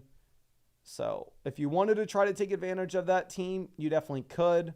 But to be completely honest, what I would do is I'd probably ask the commissioner, hey, can we get rid of that league rule? Because it doesn't make too much sense. But I really do appreciate you. And I really hope I was able to help you out in some way with this. And again, you have the number one team in this league. I mean, there's not too much that we can say. But of course, thank you so much again for taking advantage of that free team review. But let's move this over. This next question's coming out from Cynic. Says, thanks for the free team review. Chat, check out the Flock League YouTube channel. It's banger content. My guy, thank you so much. And yes, I hope you liked the video that dropped today, my guy. I'll pull it up real quick. I'm sure that most people here have already seen it. But it is, in my mind, the best channel on YouTube right now. Like legitimately whenever, because I don't make the videos, obviously. I like record like my own little clips and I send them in. But I have no idea what the videos are going to look like when they're all said and done. So you get to see your boy right here. But whenever a video drops, I probably watch it 5 times that day. I freaking love it. I've had more fun doing this, like the Flock League YouTube channel, than I've had in a long time. And yes, we got Chili's for the video yesterday. And I'm going to be completely honest with y'all. Never get Chili's. It was disgusting. It was gross. I had not had it in a very long time. And the sliders were good. The chicken tenders were good. The mozzarella sticks, I was so excited for. I was like, oh my gosh, we're going to let ourselves get mozzarella sticks. We're going to go all out for this. Ate the Mont sticks, and they were, they were gross. They were gross. Like Chili's tasted like a school lunch, essentially. But ribs were not good either. The only thing that was good were the little burger sliders and the chicken tenders and the triple dipper. And of course, I mean, it was good. Like, let me take that back. But how I gauge food is like, if it's going to be super bad for me, right? Like it's the least healthy food you could eat, which I would assume a mozzarella stick from Chili's is. If it's super low on like the nutritional scale, you better be super high on the flavor, which if it's like some things that are like the best things ever to eat, right? Like a brownie ice cream or something like that. It's like, okay, I understand I'm putting straight poison in my body, but at the same time, it tastes so good that it's worth it. The mozzarella sticks were like, okay, I understand that I'm putting poison in my body, and they just kind of taste average. So, yeah. I would not recommend. We did it for the video to try to be funny. And also, I always drive to buy that Chili's anyway. But anyway, Chef coming out with another free team review. Appreciate you, my guy. Says, looking for some potential trade targets before this weekend. Lower teams are desperate for depth. Okay. We are micro wrestlers. We are currently 5th in the league analyzer. How I view this is there are kind of 2 juggernaut teams. Teams 3 through 9 are all looking kind of about the same, or maybe even, 3 through 9. And then team 10 at the bottom looks like they've completely given up. Which, I mean, their wide receiver 1's Darnell Mooney. Like RIP. But again, we are 5th in the league analyzer. This is a league where you do have a considerable amounts available on waivers. So you are in a spot where we can churn this roster as is relatively easily and make 2-for-1 deals, open up additional roster spots, and assume that we are going to get a quality player to easily pick up off the waiver wire. Now, starting off at quarterback, we are currently sitting with Baker Mayfield as well as Bo Nix. So 2 quarterbacks that have crushed. I think if you have both of them, you're in a really good spot to just go ahead and play the matchups going into the future. So obviously they're not Josh Allen. They're not Lamar Jackson, Jalen Hurts. They don't have that type of rushing upside. But if you're playing the matchups between the two of them, I think you're going to be just fine. Now going over to running back, we have Brees, so we have a locked and loaded RB1. We have Taylor, so we have, Taylor is my running back 1. I'd probably not be super excited with. Taylor's my RB2. I'm freaking pumped. Brian Robinson as my number 3 option. Tracy as my number 4. This is a team that has a ton of running back depth. It's a league in which you only start 2 running backs and 1 flex at the same time. Sorry, 2 wide receivers in a flex, so the depth doesn't matter as much. And yeah, if you can sell one of these running back depth pieces like Tyrone Tracy, I would look to do so. Obviously, we called Tracy that sell-high candidate after the monstrous game against Pittsburgh, under the assumption this is a bad offense. He's not going to have a massive receiving role, which will cap the ceiling.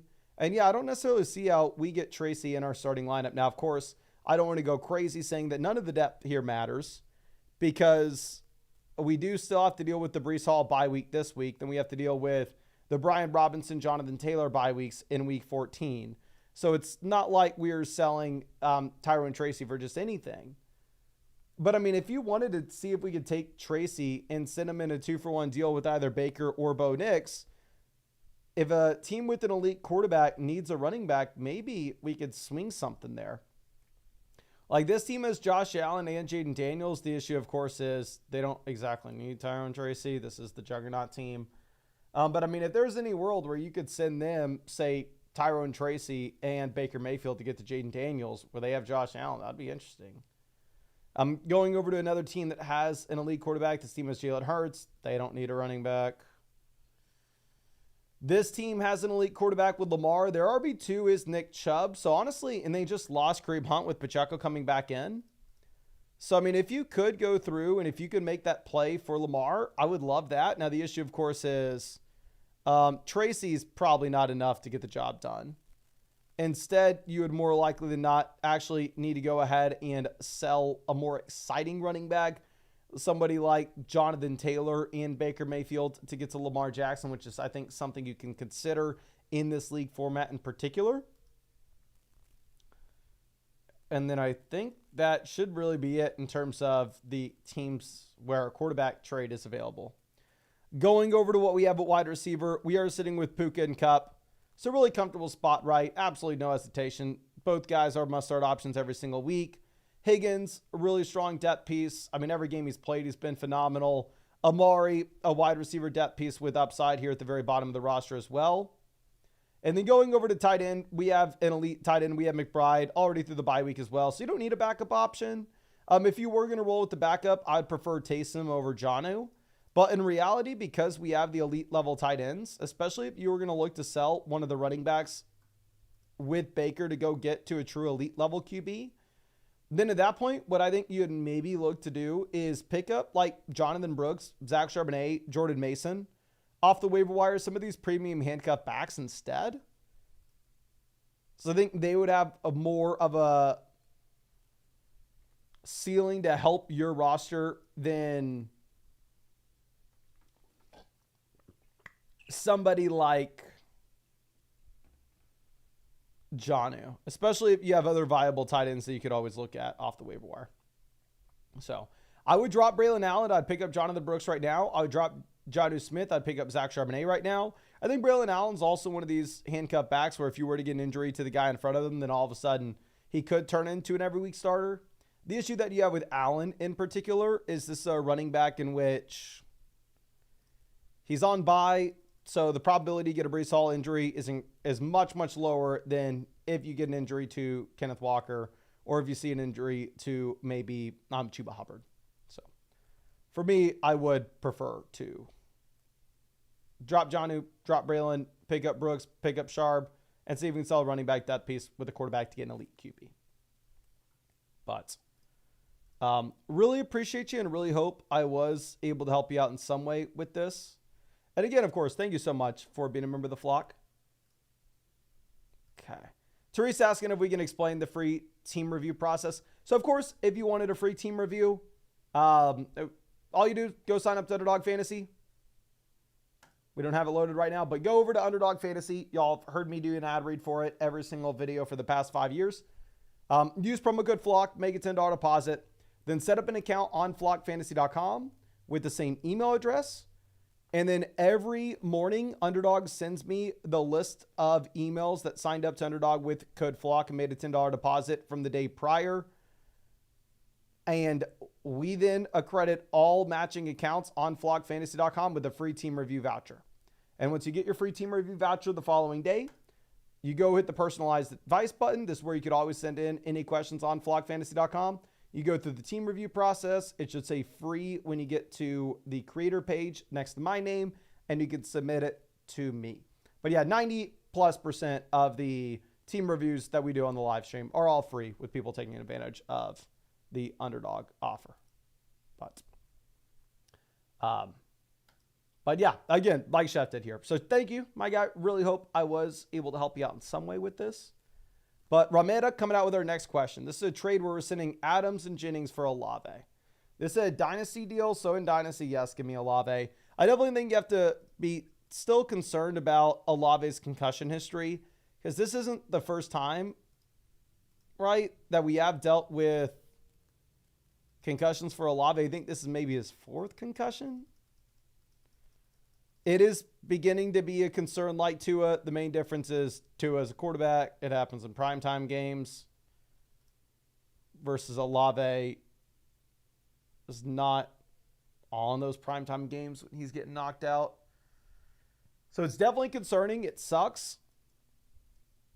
And it's something you have to consider in Dynasty, but I can almost guarantee you that Olave has more Dynasty value than Adams and Jennings when we get to this offseason.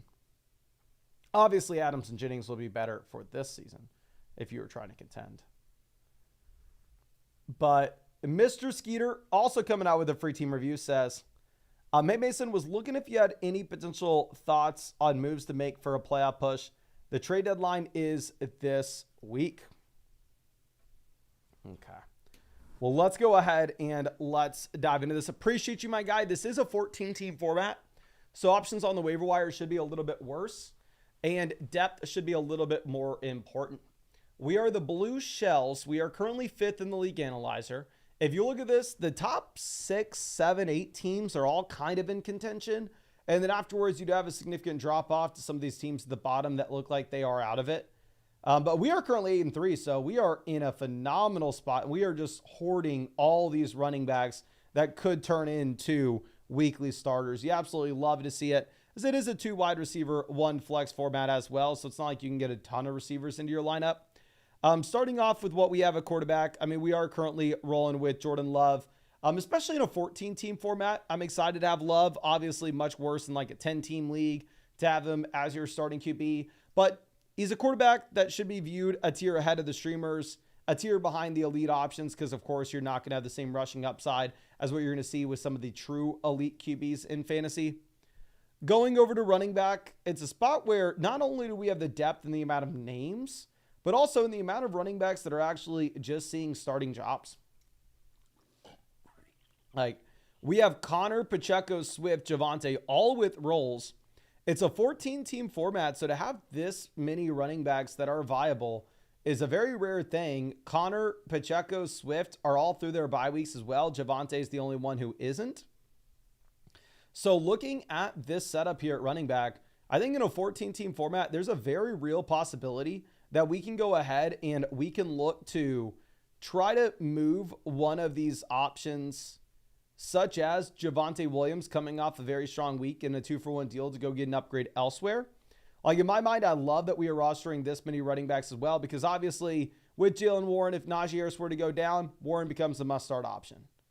Trey Benson, James Conner goes down, Trey Benson becomes a must-start option. Braylon Allen, Breece Hall goes down, Braylon Allen becomes a must-start option. So here, looking at this group of running backs at the very bottom, I really do like how we are set up. It's just more so about potentially looking to sell the running backs such as Javonte that have the cap ceiling, but have the guaranteed volume where they could help someone, presumably. Now, going over to wide receiver, we are looking at Jefferson, Malik Neighbors, Garrett Wilson. So we have 3 locked and loaded wide receiver ones. Keenan Allen could fill in for a bye if need be, but Jefferson, Neighbors already threw their buys, and we have a running back that we can throw in the flex spot anyway. So wide receiver, you're in a really, really comfortable position here. If there's anybody available on the waiver wire, it's probably unlikely. It's a 14-team format. Yeah, waivers are bone dry here.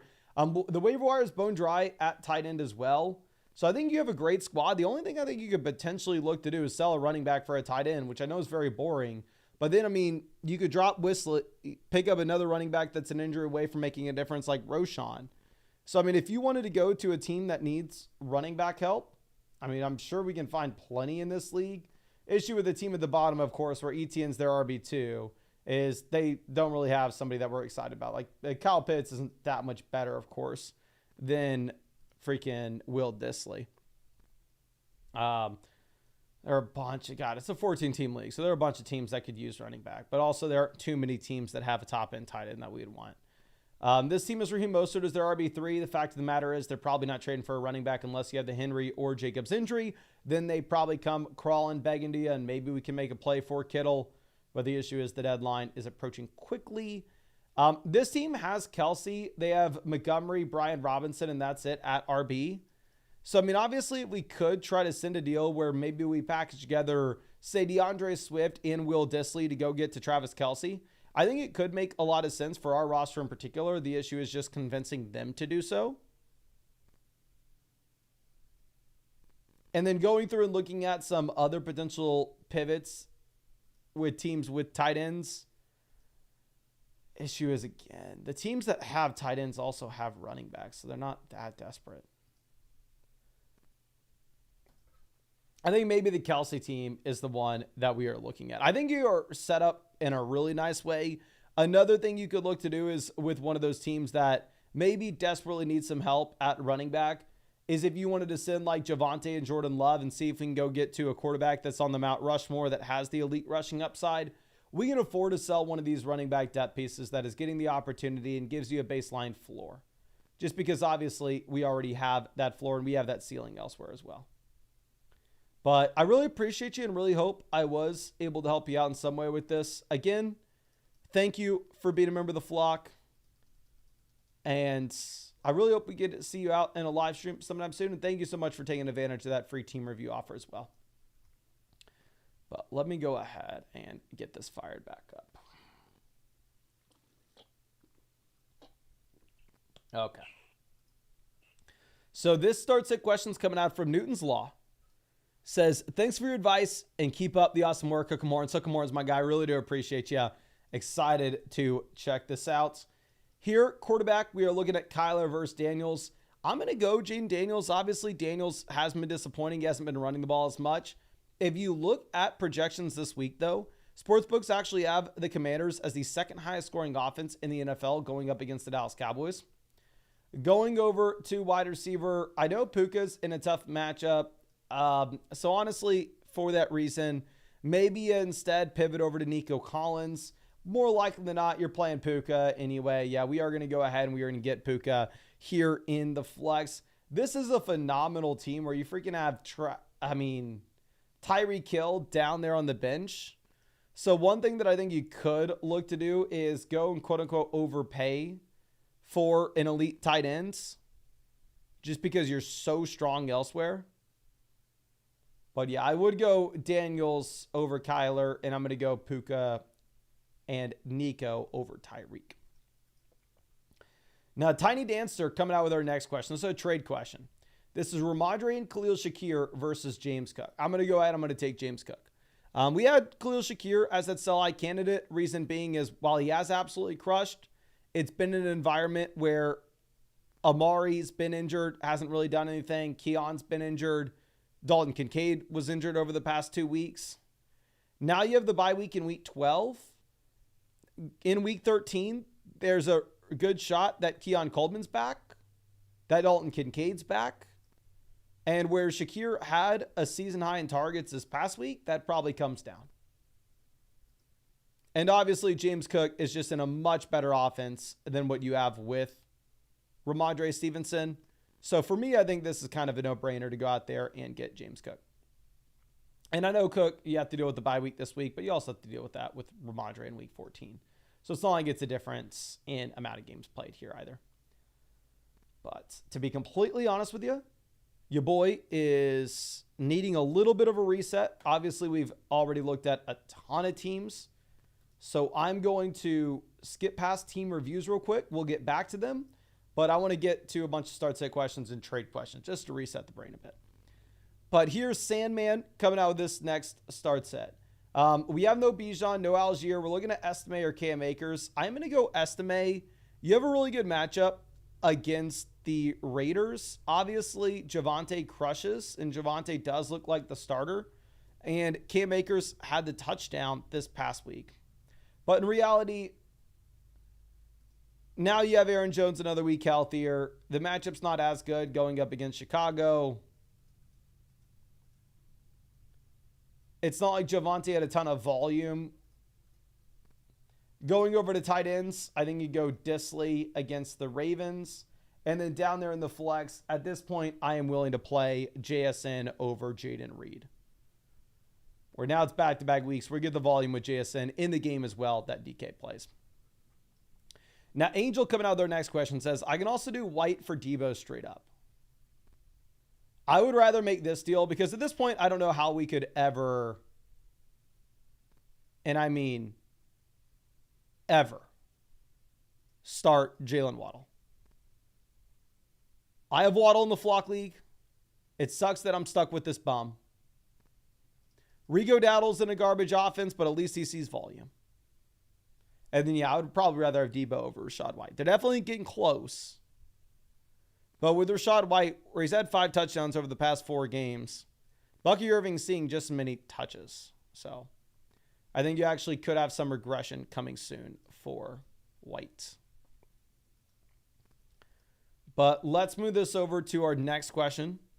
Coming out from Prestige Worldwide. Here, wide receiver, we are looking at Sutton, Tillman, Rome, Mooney, Jameson. Sutton looks like a must-start option at this point. Darnell Mooney not available this week. Between Rome, Tillman, and Jameson Williams, not a super easy call. I have Jameson and Tillman 2 spots apart, but you do have the Lions projected out to be the highest scoring offense in the NFL this week. You have the Browns projected to be the 2nd lowest scoring offense in the league. You have a really tough matchup for the Browns going up against Pittsburgh. So I'm going to go ahead. I'll take Jameson here. Going down to the flex, I think we just, dear God.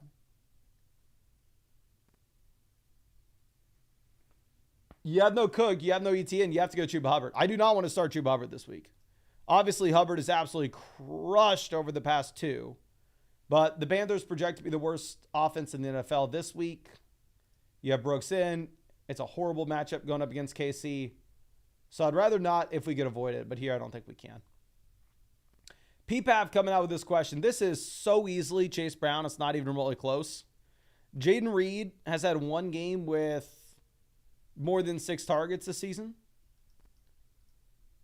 Chase Brown's seeing more targets than Reed at this point. Plus, you get the carries. It's an elite offense. Chase Brown's an RB1. Go Chase Brown. Johnny coming out with their next question. This is a trade where we're sending Kincaid to Taysom and Swift to Tracy. For me, I think that this is the definition of,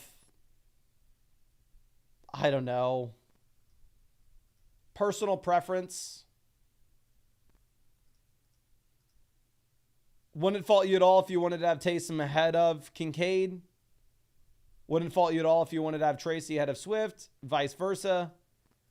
Swift does have a very tough slate of games over the next month. Can y'all please let me know in the live chat, what side are you going with? Are you going to go DeAndre Swift and Dalton Kincaid, or Tyron Tracy and Taysom Hill? So Swift and Kincaid or Tracy and Hill? Which package are you going with?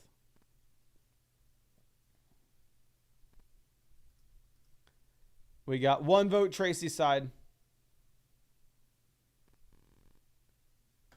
1 vote Swift side. 2 votes Tracy. 2 votes Swift. 3 votes Tracy. 3 votes Swift. 4 votes Tracy. 4 votes Swift. 5 votes Swift. 6 votes Swift. 5 votes Tracy. 6 votes Tracy. 7 votes Swift. 7 votes Tracy. It looks like it is up to you. Based off the tough slate of games that you have for Swift with the schedule, maybe I would go Tracy. But to be honest with you, I'd probably just stick with whatever side I already had. I don't know if I would be confident enough to make a deal there. Now, K-Gang says, pick up Anthony Richardson or Geno Smith. A-Rich can have a ton of dropbacks this week because you have to go up against Detroit. 4-point passing touchdown format, I'd probably go A-Rich. A running back, we have no Chase Brown. Jerry Jeudy, really tough matchup, but I think you have to go Jeudy. It'd be different if this was a random blow-up game. But with Jeudy, you've seen about the same amount of targets as what you've had with Tillman over the past month. So I think you just go ahead and you play him. I hate the matchup against Pittsburgh. I don't want to play Jeudy if we don't have to. Now, Dyer to Bug coming out with our next question says, have bye weeks, need help also getting Fairbairn. Okay. You cannot do this. Not even remotely close. Is it 1 quarterback format? No. Madison's almost a 0. Madison's on a lot of waiver wires at this point. Sutton to JSN. Give me JSN, not a massive upgrade. Gibbs to Baker. Massive, massive downgrade. I don't care what the team is. I don't care what the buys are. There's no way in hell you don't go with the Jahmyr Gibbs side of this. Now, HBK Cade coming out with their next question says, or I send Higgins for maybe someone better. Any ideas? It is a 2 wide receiver, 1 flex league where we have Evans, Worthy, Harrison, Higgins. Running back. Yeah, you have to make this deal. I think you go ahead. I think you go and get Tracy. I honestly don't want to sell Higgins. Obviously, Higgins, you have dealt with the injuries all season. But when he's been healthy, he has been a very consistent play for you here. This is a team where you do need running backs. Tracy's in a garbage offense, but you are going to get the guaranteed 15-plus opportunities every week. Now, our next question coming out from Scenarius. Says, not sure who I would drop for Worthy. So, Najee to Bucky, slight downgrade. You'd probably drop maybe the extra quarterback. Yeah, you would drop Darnold.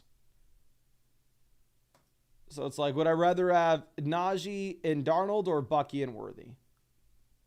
Wide receiver, you have Chase, Ladd, Evans, London. It's a 2 wide receiver, 1 flex league. So the fact of the matter is, you absolutely never start Xavier Worthy with this team. It was a multi-flex league. I think you can make this argument. But for how it stands here, I think you probably just stick with Najee. Najee over the past 5 games had 20-plus opportunities every week. Now, D. Cortez says, I have Baker as my backup 6-point passing touchdown format. While I agree, I think Bo Nix is definitely ahead of the streaming options at quarterback. I would say I think that there's a smaller gap between Bo Nix and the streaming options like Stafford and Tua versus Josh Downs and the streaming options you would have at wide receiver. So positional value perspective, I'm going to go Josh Downs over Bo Nix. D. Cortez with another question says, I'm 4-7 We have Brown, Walker, Najee. Is this a good deal? Hopkins, Jones, both through their bye weeks to get the extra games played. Pacheco to Aaron Jones, downgrade. Pittman effectively a 0.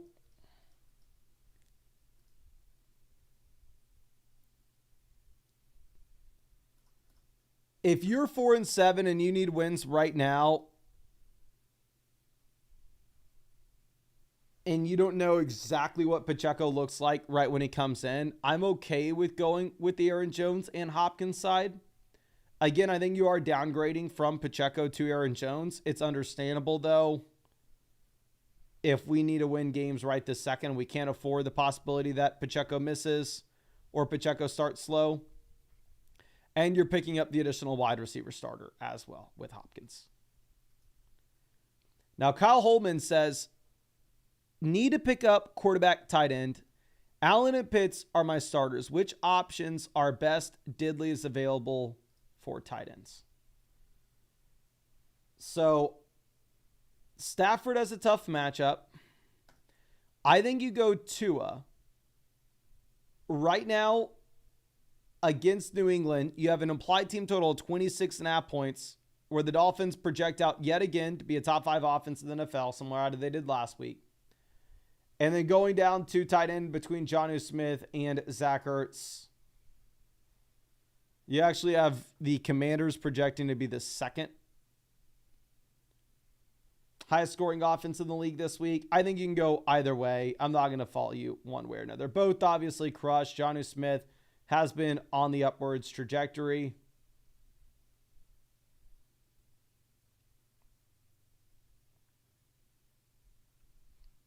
I just don't know, to be honest.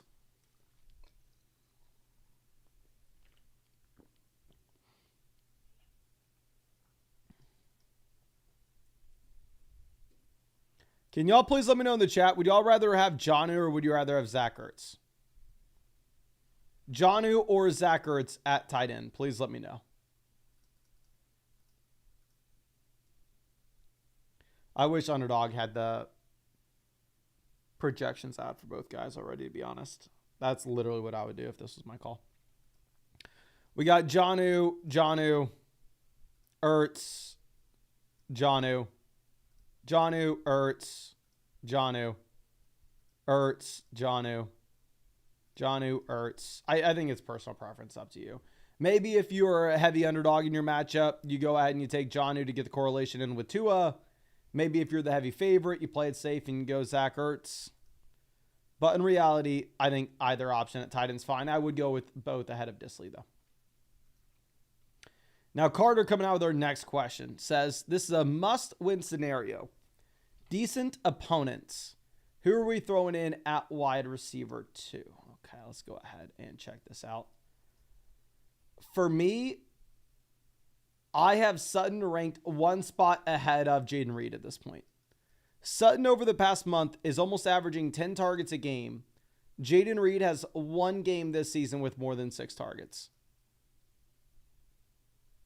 The difference between the two, obviously, was that Reed had been in an offense that was much, much better than Denver. But the thing is, if Bo Nix continues to improve, then you'd be a lot more confident in the offense that you have here with Courtland Sutton than you were previously. So I think you go ahead. I think you take Sutton. Now, Gabe coming out with a trade question says, hey, Mason, Arby's are Walker, Hunt, Etienne. Wide receivers are Harrison, Terry, May, Tua, and DeVito on the waiver wire. For the love of God, unless it's a Superflex league, you have no interest in Tommy DeVito. But here, anyway, sending Daniels at this point, I do think that you are selling probably at a very low cost, to be honest with you, in comparison to what we should expect rest of season. Daniels versus Wilson, give me Wilson. Tyreek versus James Cook, give me Tyreek. Brian Thomas versus Bucky, give me Brian Thomas. Well, let's go Tyreek versus Wilson, a wash. I would rather have Tyreek slightly. Actually, I would definitely rather have Tyreek through the bye week. Brian Thomas, Jaden Daniels versus James Cook, Bucky, you pick up Tua in return. I would rather hold on to the Tyreek side. Maybe if you had 100% Lawrence confirmed out rest of season, then at that point you can make a solid argument to say, well, with no Lawrence, with Mac Jones under center, Brian Thomas is just done skis. If that's the case, you could definitely consider, but issue is if Lawrence isn't ruled out rest of season yet, it's going to be tough to move off of Thomas at a 0 price tag. Now, Stinky Nerd says, I'm nervous about this trade because of the bye weeks. So Jacobs, Jefferson already through their buys. CMC is through his as well. Really, you don't have to deal with London's bye week this week. Jefferson to CMC, give me CMC. Jacobs versus London, probably give me. I'd rather have CMC in London. And this is an 8-team league as well, so who gives a damn about the bye weeks? You should easily be able to find depth where it doesn't matter. So, no, I go ahead. I take the CMC and London side of this. Now, Tua mini concussions. It says non-PPR. What are your thoughts on this trade? Non-PPR, the gap between Achane and Pacheco does lessen a bit. Obviously, you'd still rather have Achane. I would rather have Chase over Collins by a little gap. Neither player's gone through their bye week yet, so you're getting the same amount of games played.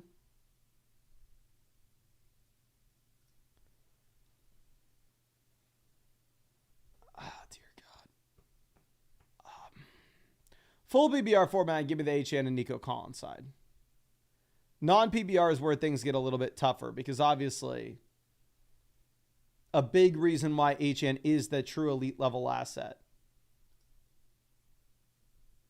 is the fact that you get the receiving usage.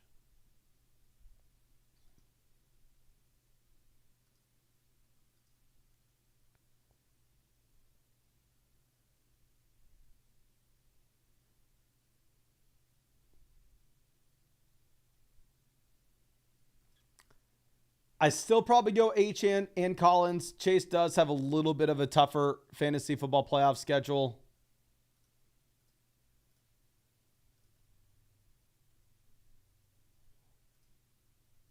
But it's definitely not a massive concern by any means. Now, Mother Flocka coming out with our next question. It says 5 and 6, 6th place. Who are we going to start? Also, who do we need to drop? Estime versus Brooks. Estime has a great matchup. Brooks has a garbage one. Brooks has to go up against the Chiefs. Estime gets to go up against the Raiders. So I'd probably go Estime. Wide receiver, you have no London this week. I'd probably go Ladd in a good spot against Baltimore. Tight end, we play Cade Otton in the flex. It's either Downs or Flowers. Obviously, the issue with Downs is just the passing volume that you're going to have in his offense. I'd probably rather have Flowers.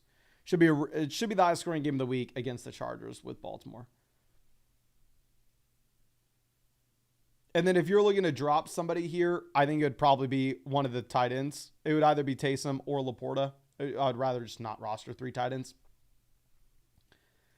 Now, Tommy D coming out with a massive dono. Really appreciate you, my guy. Let me hook you up with a free trade question, just in case you ever have anything else that you want to send my way. Says, hey, Mason, just completed this trade, and my wide receivers are now loaded with Higgins, St. Brown, London, and my backs are Montgomery and Pacheco. Is this a win or a loss? So going from Mixon to London is a clear downgrade. Going from Jacobs to Pacheco, I would rather have Jacobs. I think that's a downgrade. Ricky Pearsall and Jerry Jeudy up to TJ Hawkinson looks great. But for me, I don't think you got enough value to sell the best player. Almost valuing Ricky Pearsall and Jerry Jeudy as a nothing here. And I would still rather have Mixon and Jacobs. Where if we are looking at Mixon and Jacobs, I mean, with Mixon, not only do you have the 3-down workload, but this is a rush-first offense where you are consistently seeing 20-plus carries and receiving usage. Jacobs, you have a 3-down workload in what is one of the best offenses in the league. Pacheco, if we knew he was 100% back and he was a locked and loaded top 10 RB, it'd be a lot easier to justify this. The issue is, I think we're taking on a lot of risk here before we see Pacheco back at 100% and before we confirm that he is that top 10 option. Now, Obi-Wan Cannoli says, I have Taysom and McBride with Hopkins at the flex. I would prefer McBride over Terry. If you wanted to see if we could maybe take Taysom and Hopkins and send them in a 2-for-1 deal to go get Terry, I would like that. I definitely think Terry's a very interesting buy low candidate. Obviously, he really disappoints this past Thursday, primarily due to a really tough matchup against the Eagles. But the thing with McBride is you're seeing just as many targets at the tight end position in an offense that is similar.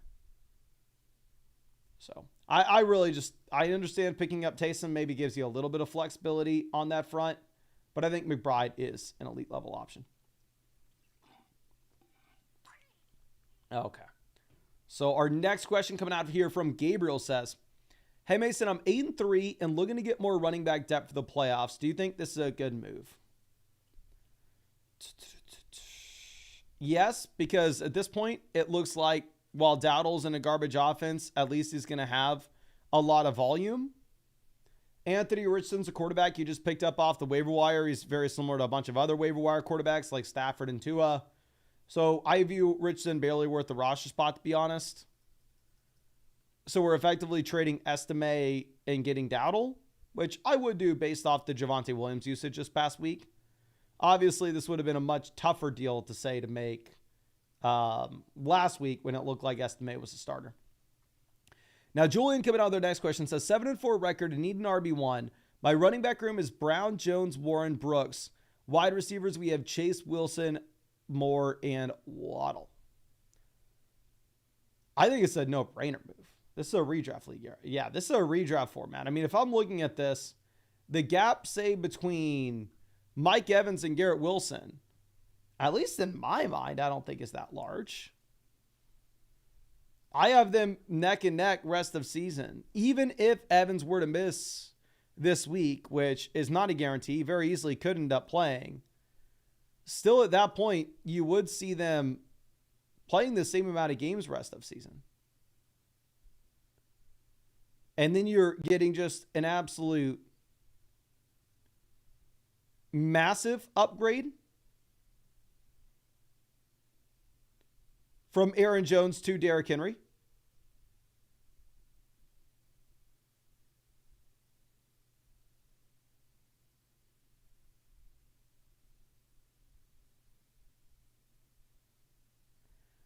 See, I don't see how I don't make this move. 100% you win.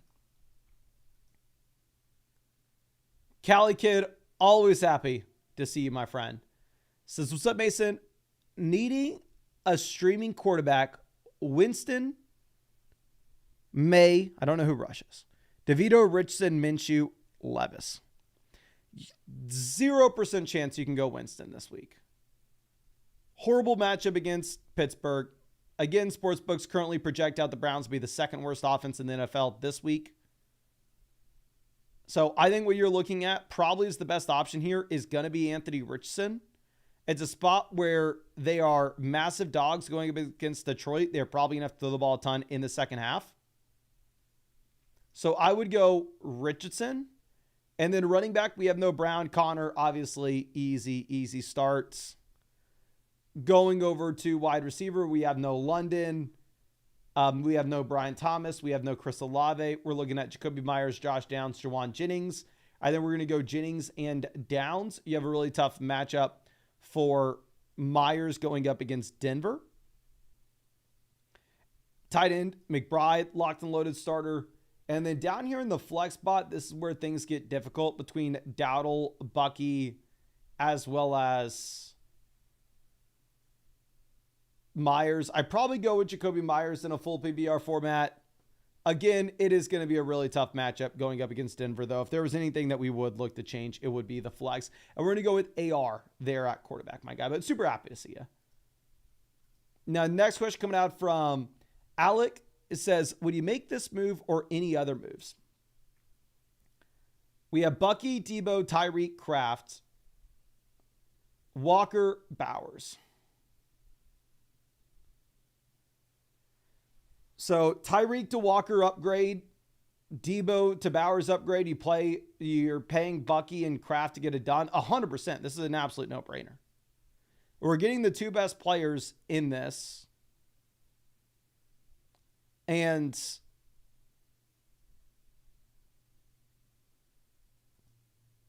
we're not having to pay an arm and a leg in terms of the depth. So 100%, you go ahead and you take the Walker and Bowers side. I mean, Bowers had 16 targets this past week.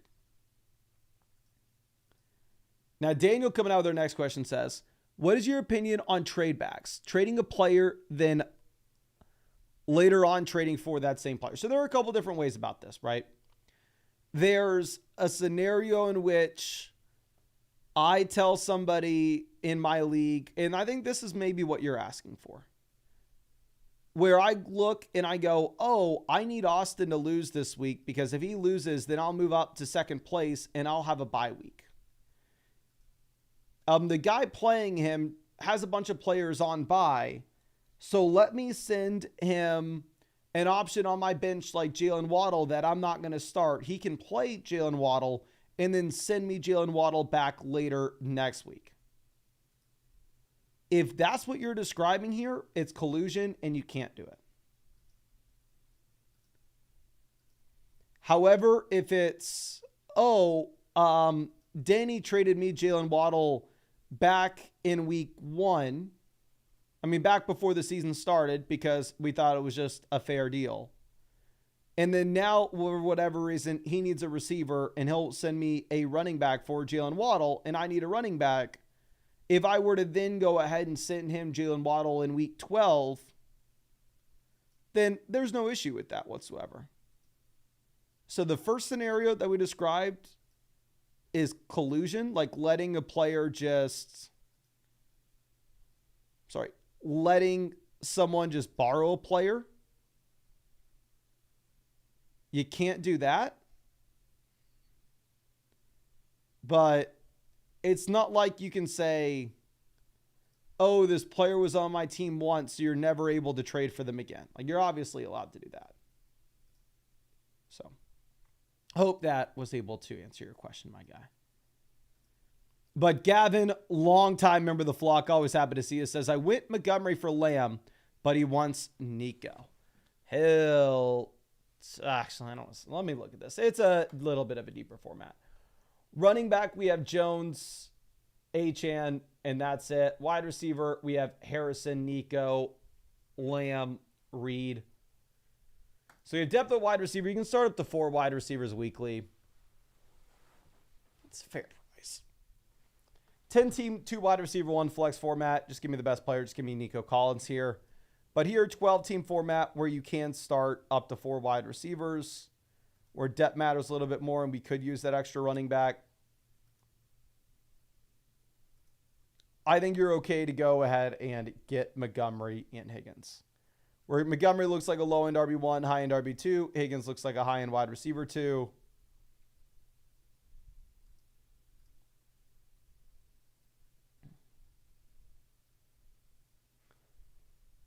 In general, I'd probably rather have the Nico Collins side. Again, in that 10-team, 2 wide receiver, 1 flex, but with your context, with it being a deeper league,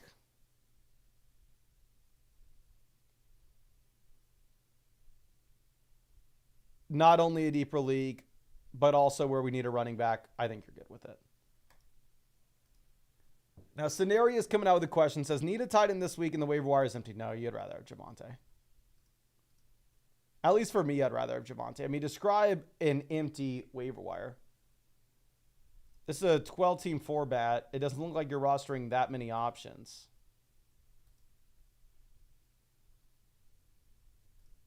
I would be very confident in assuming that you should be able to pick up somebody off the waiver wire.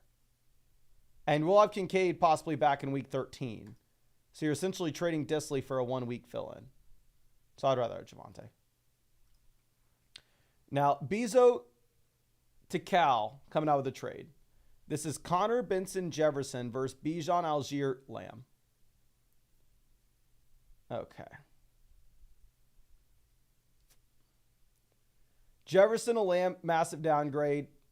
Or let's go Jefferson to Bijan, lateral move. Connor Benson to Lamb. Probably give me Lamb. So actually, I think you probably want the Bijan and Lamb side. Only frustrating thing with this, of course, is you are going to have to deal with the fact that you have the Bijan bye week this week, whereas Jefferson and James Conner are both already through their respective buys. So that's maybe really the only frustrating thing that you have on this front. Now, Easy coming out with their next question says, offered Mixon and Debo for Neighbors Jennings. Should we accept? 100%. Debo Jennings, obviously Jennings is crushed over the past 2 weeks. But rest of season, I do think that they're comparable. And if we look at Mixon versus Neighbors, it's Mixon by a mile. So, yeah, I think you probably go ahead and take the Mixon side. Now, Josh with a J coming out with our next question says, what's good, Mason? I need help with matchups this week because we have to win. Tough to make a call with wide receivers. Okay, hopefully we're looking at this correctly. We go Hurts over Goff, obviously. HN over White, obviously. AJ Brown, Nico, Puka. The only spot that'd be tough here is looking at that last wide receiver decision between Tyreek Hill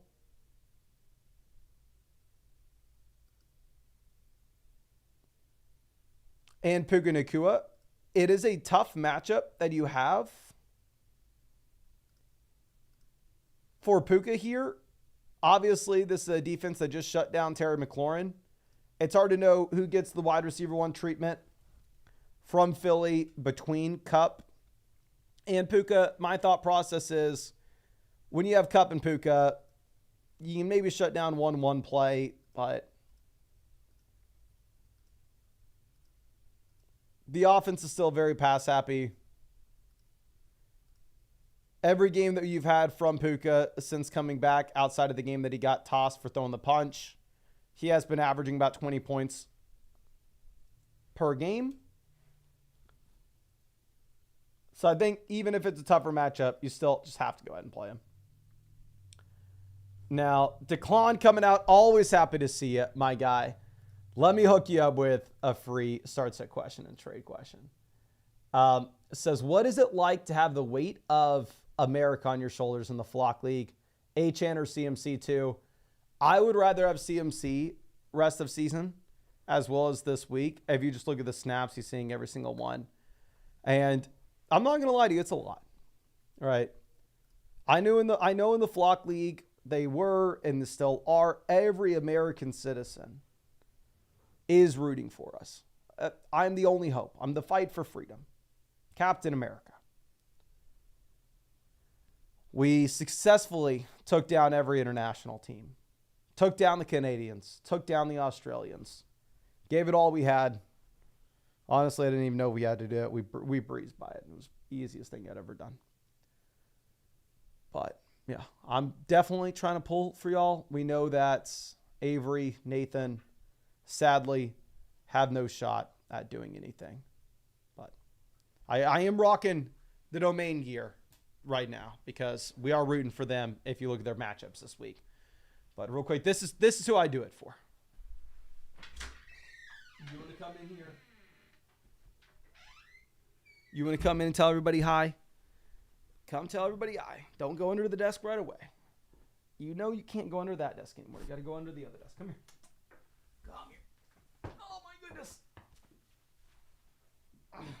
You want to tell everybody hi? I know. They're over there. They're over there. Somebody's a little camera shy. So, this is why I'm going to win the Flock League right here. My number one supporter. Number one supporter, right? She's a good girl. Okay. Let's go ahead and move this over. Next question coming out from AT says, I also have Terry, JSN, Brian Thomas Jr., Keon, and Adam Thielen. Okay. Going from Dobbins to Swift, lateral move, up to you. Reed and Ladd to Tyreek, where we'd have Tyreek, Terry, JSN, Brian Thomas Jr., Keon, so we have plenty of depth. Yeah, we're going to go ahead. We're going to get the best player. We're going to get Tyreek. With Reed, he keeps getting there with efficiency, but again, the volume is not there. I don't know how long this can last, to be honest. Okay, going over to our next question. This one's coming out from Indago. Here, this is Barkley and Ridley versus A.J. Brown, Jacobs. This is a Dynasty format. We're in a Dynasty league. I think A.J. Brown's the best asset here. And honestly, I think you can make an argument that the A.J. Brown side, while not only having the most value with the receiver, it also doesn't really hurt your ability to compete right now either. So, yeah, I think we go with A.J. Brown and Jacobs. Is if we look at how people are going to be valuing Barkley and Ridley come this offseason. I do think both will be worth significantly less this offseason than they currently are today. Now, DK Jones coming out with our next question. Says, I have Hurts, Henry, Dobbins, McLaurin, London, A.J. Brown, Andrews, Chase Brown, and then Pacheco on the IR. I just simply don't see how this is an even possible trade. I would rather have Cooper Kupp straight up over Terry McLaurin and Rachaad White. And I'm not saying this because Terry disappointed in a tough matchup this past week. Terry could have dropped 20 points, and I still would rather have Kupp and Rachaad White over him. So, yeah, for sure. For the love of God, you want to go ahead and you want to take Cooper Kupp here, my friend. Very, very easily. Want to go Cooper Kupp. Now, Christopher coming out with our next question says, currently 9th, 12th to 2nd within 3 games. So don't know who we're streaming at quarterback. Don't know who we're streaming at tight ends. Flex, I think you have to play Jaden Reed. You're going up against the Niners, so it's probably a spot where you are going to be forced to throw the ball right. It is surprising to know that the Niners are favored in this game, though. The Niners are 2.5-point favorites.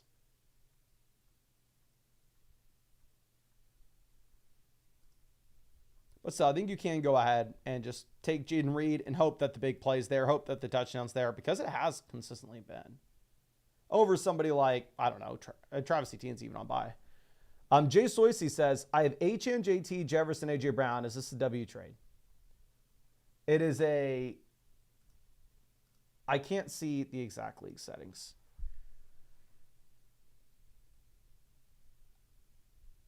I am assuming, and obviously I could be wrong, but if you have Justin Jefferson, A.J. Brown, Jonathan Taylor, and Devon Achane, I am assuming that this is like an 8-team league.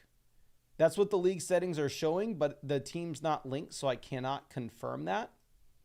But if this is an 8-team league where you start 2 wide receivers, 1 flex, yes, you're probably better off going ahead and taking the Bijan Robinson side. Now, of course, if this were to be a 12-team format where you do end up starting multiple flex spots, there it's probably much tougher to say that.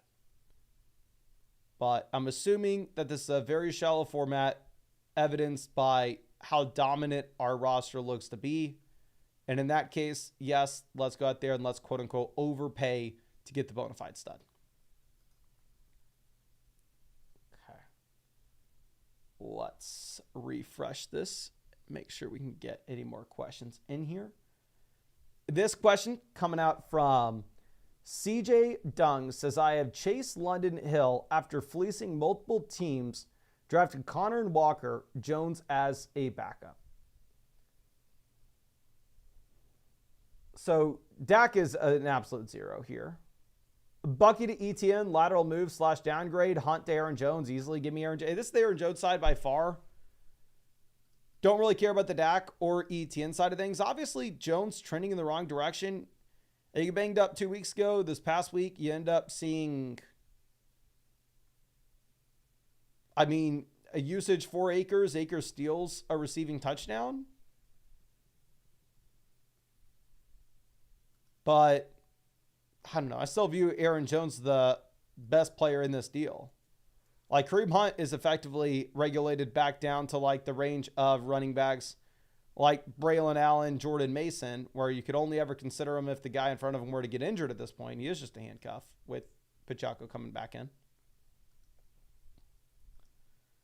Now, going over to our next question, looking at Damian says, I like JK, but Gus is back while Spears is out. Also like Knicks for Sutton rest of season. What are your thoughts? Thanks, man. Thank you. Yeah, definitely Courtland Sutton a lot more interesting now that you have Bo Nix absolutely balling out. So the thing with the Spears concussion is it's probably not a spot where we're expecting Spears to be missing rest of season, right? Spears maybe misses a week or maybe 2. So Spears misses a week or 2. During that time, of course, Pollard probably projects to see that 3-down workload and is very exciting. But then once you end up getting back in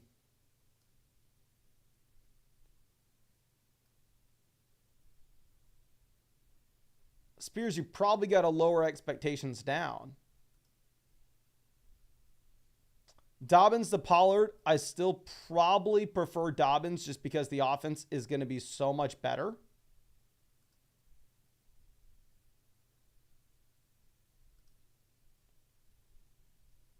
And looking at Ridley to Sutton, I would prefer Sutton.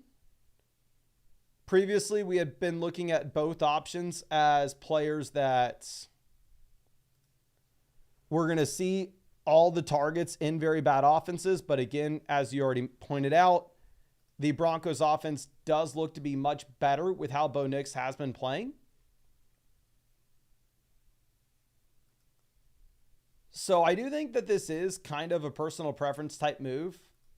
If you needed to get to the fantasy football playoffs and the next few weeks are very important for you where you are going to get the bump with Pollard based off the Spears concussion, I don't mind at all going with the Pollard and Sutton side, especially with the fact that you are going to see over the next few weeks a much tougher slate of games for the Los Angeles Chargers, and they're probably going to have to throw the ball more than run it, at least in comparison to what they would want to.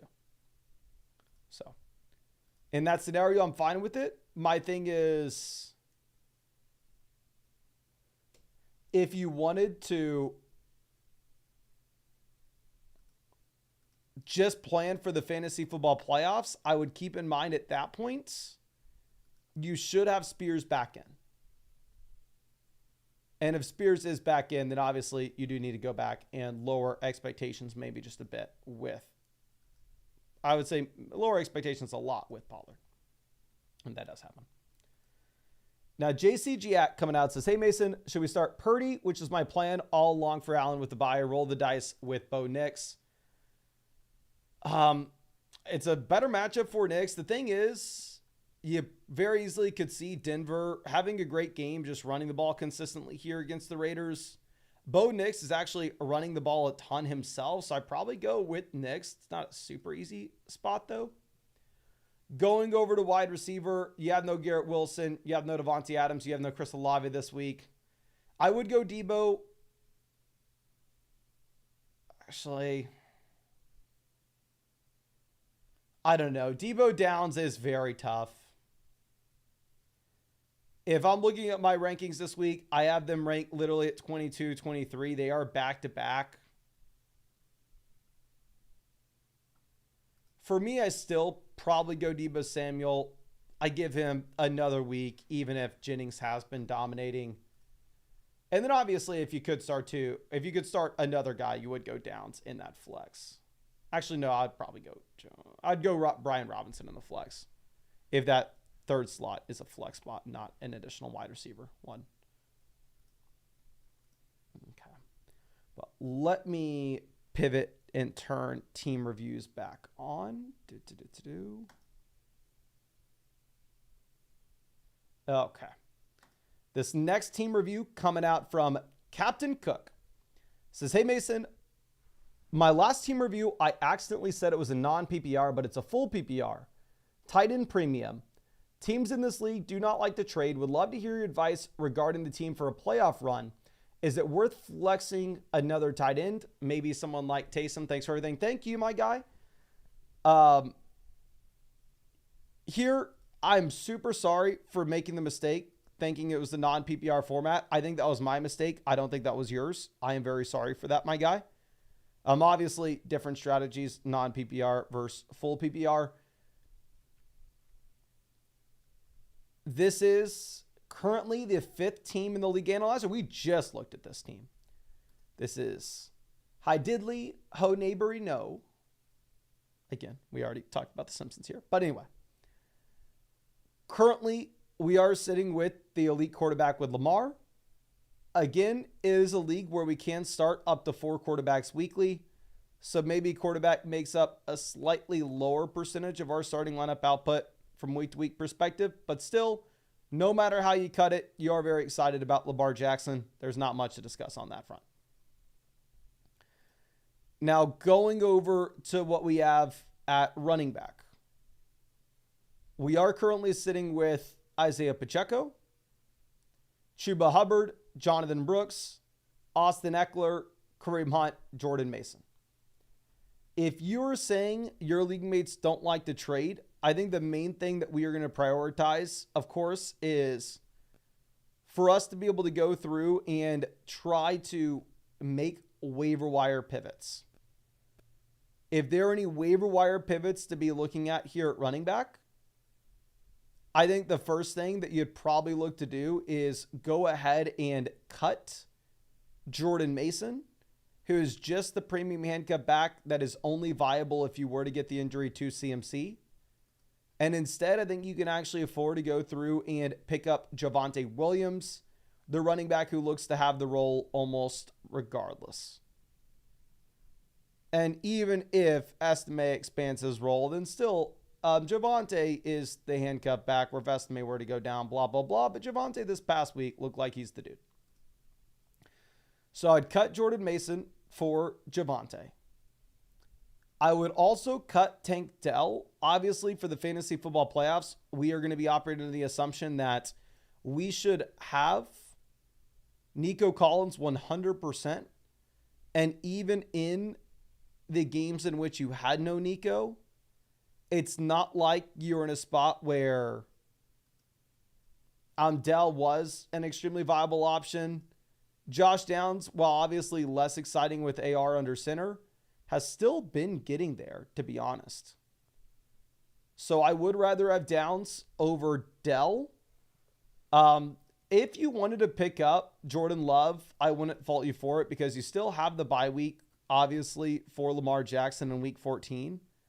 My only hesitation with it is if we are looking at what we have when it comes to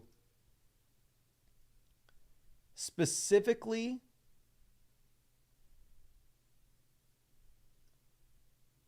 options on the waiver wire beyond Jordan Love, you also have Baker Mayfield, Bo Nix, Justin Herbert.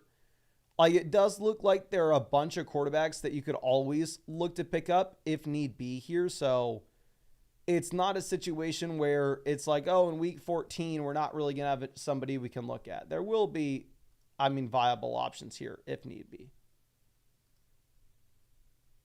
Going over to what we have with the waiver wire running backs, again, Javonte is the most exciting option. I would drop Jordan Mason for him.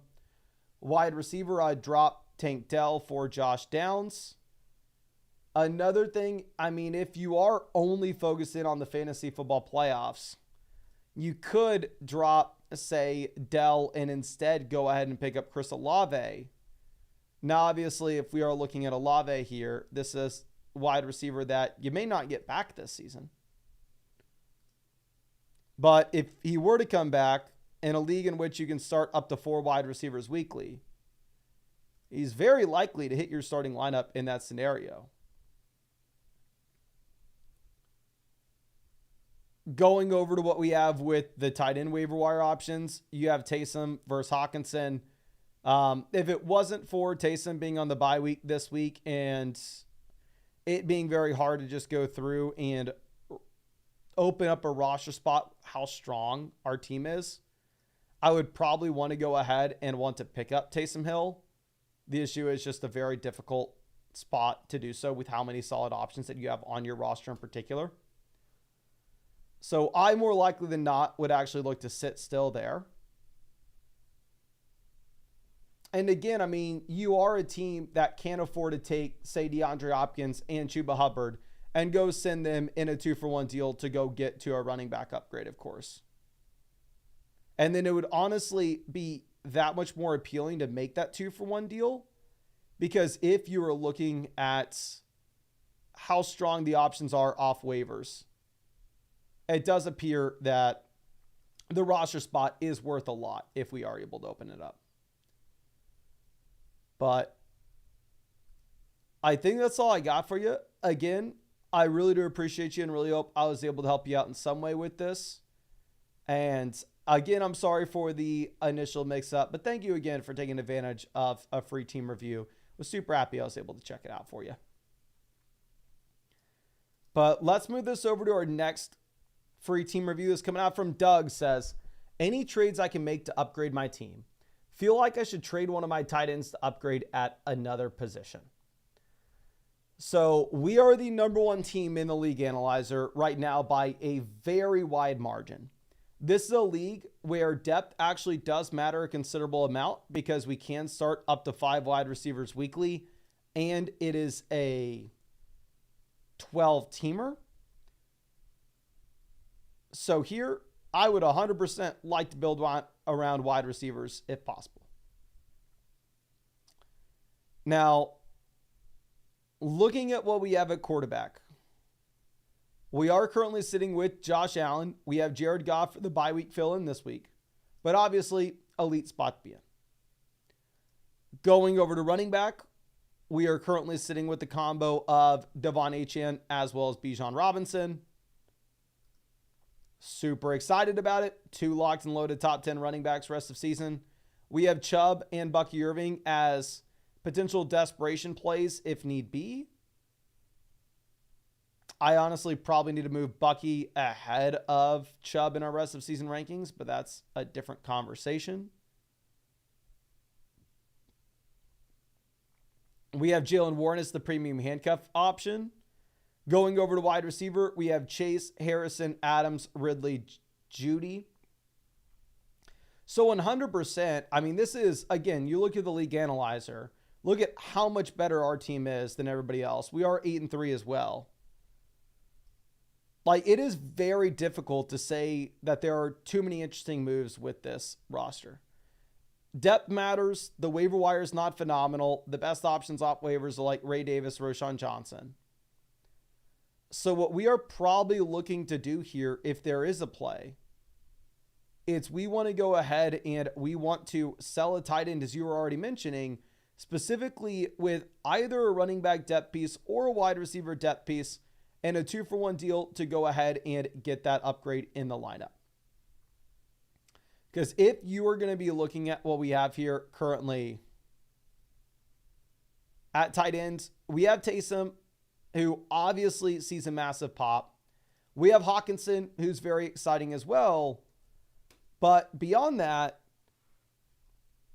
I mean, Trey McBride is already through the bye week, and he is a tight end that you can start every single week, regardless of the matchup.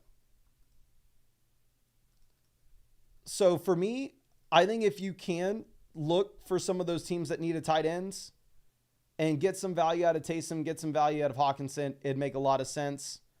Looking at teams that could potentially be interested, This team only had Jake Ferguson. Obviously, they lose Ferg. If there's a world where we can send Taysom and maybe Marvin Harrison, or Taysom and Devontae Adams, and get over to Tyreek Hill, get over to Drake London, I think that makes a lot of sense. If we could potentially send TJ Hawkinson instead of Tay, whoever they want, doesn't make a difference. Hill, Hawkinson, tomato. Or maybe if you wanted to try to send one of the tight ends with, say, Bucky Irving or Nick Chubb, and pivot over and see if it's a possibility to get to James Cook, obviously would send that offer out. Very unlikely to get accepted, but can't hurt to try. This other team is effectively just streaming tight end. They are currently sitting with Hunter Henry. I mean, maybe we could send, say, Taysom or Hawkinson and get to Deebo Samuel. I'd be willing to throw in a player like Jerry Jeudy, go Taysom Hill, Jerry Jeudy, try to get to Deebo, TJ Hawkinson, and Jerry Jeudy to try to get to Deebo there. I think that would make a lot of sense for our roster. Going beyond this team has Tucker Kraft, Zach Ertz. They probably have an additional running back depth piece with like James Conner as the guy that we'd be looking at, especially if we're a playoff team, knowing James Conner's playoff schedule. If you wanted to try to send, say, the combo of Nick Chubb with one of our top end tight ends to get to Conner, that's the clear move that this team can make. It's really the only move that this team can make. I'd say once we get Allen back from the bye, obviously there's no world in which we're ever going to go through and we're going to start Goff, so I'd probably drop Goff and pick up a player like Ray Davis. Just one of those premium handcuff backs where if you were to see an injury to the guy in front of him, he does turn into a viable option, but obviously have to wait for Josh Allen to be through the bye week before we make that pivot. But again, thank you so much for taking advantage of that free team review offer. I hope I was able to help you out in some way here. Now, let's move this over, and this next question should be coming out from Jones. So say, Mason, love the content. I'm currently 8-3. I've traded for the majority of our team. What changes should we look to make so that we can win the championship? Appreciate you, my guy. Excited to check this out. And I have no idea how the hell I'm going to be able to tell you to improve this team. Like, obviously, I really appreciate you taking advantage of the free team review offer, but this team, looking at it initially, looks like you are playing against your dog, your grandma, and your baby cousin, and it's a 4-team league. Quarterback, we have Josh Allen. So we have the elite quarterback we can trust every single week. We have Bo Nix that we're able to go through, that we're able to put in the starting lineup for Allen's bye this week. Running back, we have 2 locked and loaded elite RB1s with CMC and Bijan Robinson. We have James Cook. We have another low-end RB1, high-end RB2 down there in the flex. We have Estime as a quality depth piece. We have Najee Harris as a quality depth piece. I'll say as a quick side note, obviously you're a playoff team. You don't need Najee Harris here. Actually, maybe you do need Najee Harris to fill in for the bye weeks with Bijan as well as James Cook. So I was going to say maybe you wanted to pivot to Najee in another piece like Darnell Mooney to see if we could go instead get Isaiah Pacheco. Just thinking long-term, that could be interesting. Wide receiver, we have London, locked and loaded wide receiver 1. We have Tyreek, borderline wide receiver 1 here as well. We have Darnell Mooney. We have Quentin Johnston, so we have depth.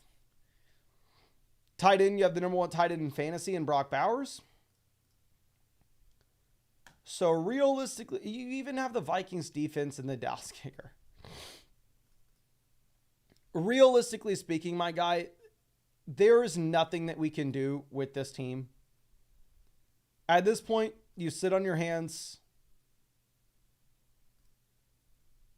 You just collect your winnings at the end of the year. If it wasn't for half the team being on bye this week, I'd probably look to go ahead and just right now sell some of the depth pieces to see if we can get marginal improvements inside the starting lineup. And honestly, with me, like, looking to do that, it's really just because I feel bad for not having anything that you can do here. But with half your team needing to go through its bye, I think you're probably in a spot where you're better off just waiting, to be honest, for, I don't know, the end of the season. What can you do? Realistic. You have 2 wide receiver ones. You have 3 running back ones. You have the tight end 1 overall. You have an elite quarterback. You have depth. It's a phenomenal team. And I really don't think that there's a move to make, to be honest. I wish I had something for you, my friend. But this next question coming out from Sriracha Mayo says, hey, Mason, I'm 8-3 and virtually locked for a playoff spot. My trade deadline's coming up, and I was wondering what moves I should be able to make to optimize my team for the playoffs. Considering my depth, I am thinking of a 2-for-1 deal, but I'm open to all options. Love the content. Keep it up. Thank you so much, my guy. Excited to check this out for you. This is Victor Yama. I will say I did see Wemby this past Friday play the Spurs, and it was a sight to see. We went and saw the Spurs-Lakers game, and obviously, you know he's tall. Obviously. But looking at it and looking at him stand next to LeBron, and LeBron looks like some short, normal dude.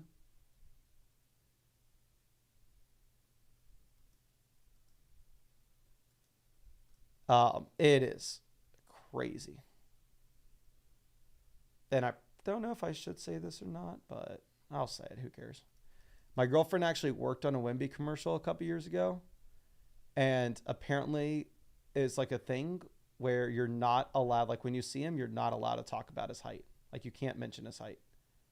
Which makes sense because if you think about him, like probably every human interaction that he's ever had since he's 12, it's somebody going up to him and immediately going, oh, you're tall. Oh, you're tall. Oh, you're tall. Like we're way off the rails here, but I worked at a water park for like 4 summers straight in high school. Absolutely loved it. It was my favorite thing in the world. And the water was like super cold. It was natural spring water. And you would like stand in there and help people get in there like tubes. And every single time somebody got in, you would just hear, oh, that's cold. Oh, that's cold. Oh, that's cold. And just be the most annoying thing ever. But anyway, let's try to get this back on track. This looks to be a league where everybody knows what they're doing, right? You look at the league analyzer, there are no garbage teams. It's not a league where you have juggernauts at the very top. We are currently sitting here in 4th.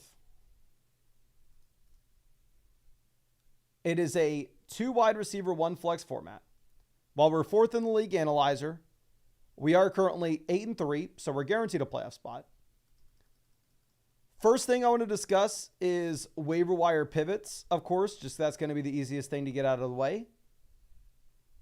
If we are looking at anybody that was an interesting pickup off the waiver wire, I think we wait to see what the report is regarding Alexander Madison's injury and the injuries that we have in the backfield in general in Las Vegas. And if we see the ability to go through and pivot off Alexander Madison to Roschon Johnson, I think that could make a lot of sense. Now, looking over at what we have at wide receiver, there are no interesting waiver wire pickups. Tight ends, there are no interesting waiver wire pickups. So you know what I would actually probably do? I wouldn't drop Madison with how thin this waiver wire is. But there's no world you're starting Dawson Knox going into the future, knowing that you should get Kincaid coming back after the bye. If Kincaid's not back, you probably have Keon Coleman back. Maybe Amari Cooper finally does something and the target volume goes down to the tight end position.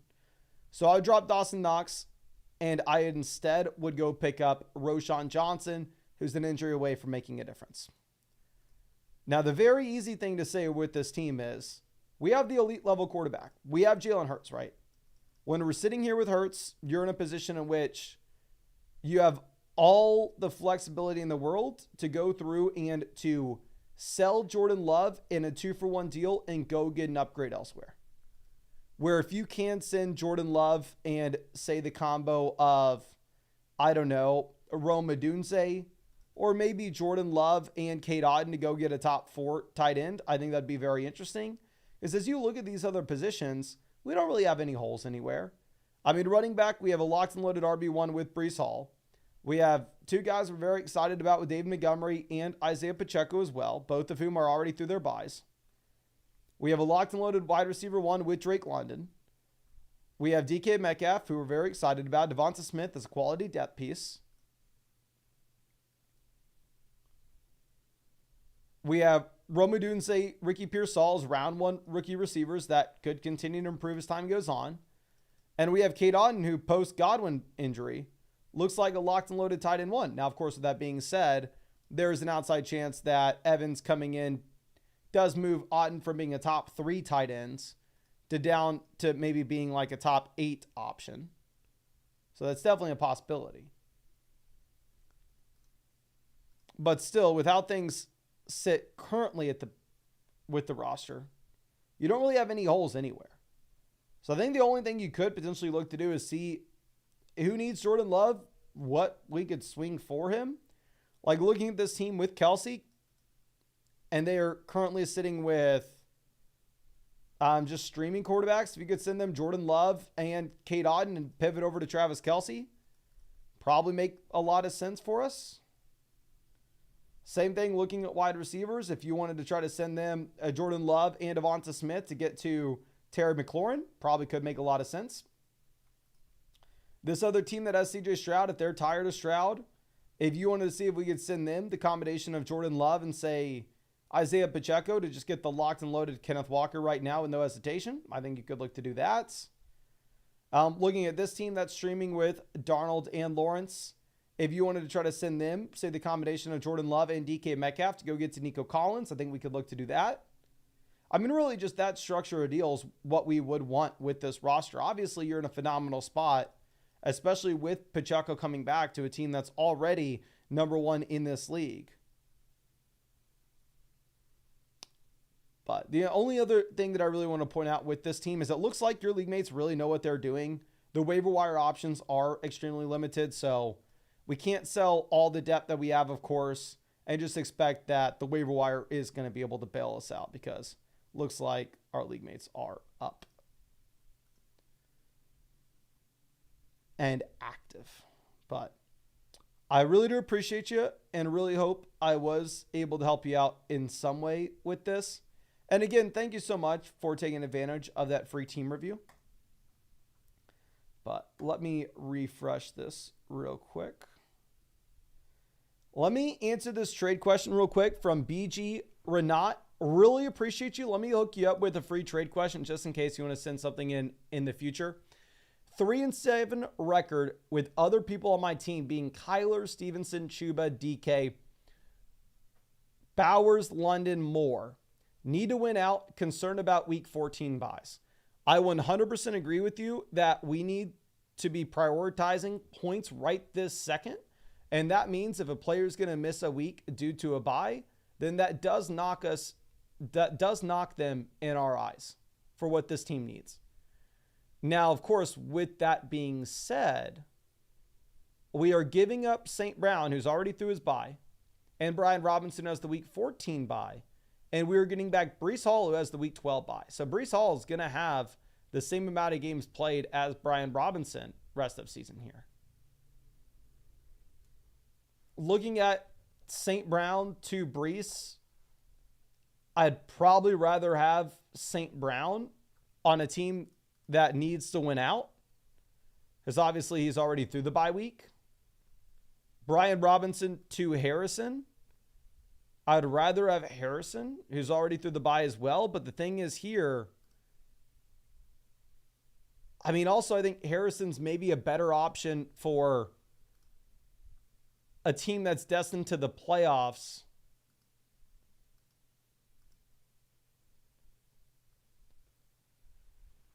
As we would expect Harrison to continue to improve as the season goes on, but the volume's not there right now. Troy says he'd keep the Amon-Ra St. Brown side. I honestly think that this deal comes down to a personal preference type thing. Can y'all let me know in the live chat, what side are y'all going to go with? Are you going to go with St. Brown and Brian Robinson or Marvin Harrison and Breece Hall?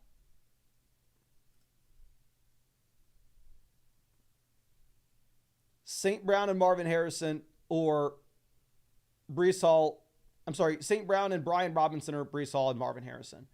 And another thing is looking at your team. I know you have Stevenson also on the week 14 bye, but you also have London with the week 12 bye. So if you were to add Brees, you have to deal with both those. We have St. Brown, Brees, St. Brown, St. Brown, St. Brown, St. Brown, St. Brown, Brees, Brees, St. Brown, St. Brown, Brees. Ramondre and Brian Robinson are both on buys in week 14. But you would also have London and Brees both on buys in week 12. Also, there's a chance by the time you get to week 14, you've figured it out with the waiver wire. Team's not linked, so I can't.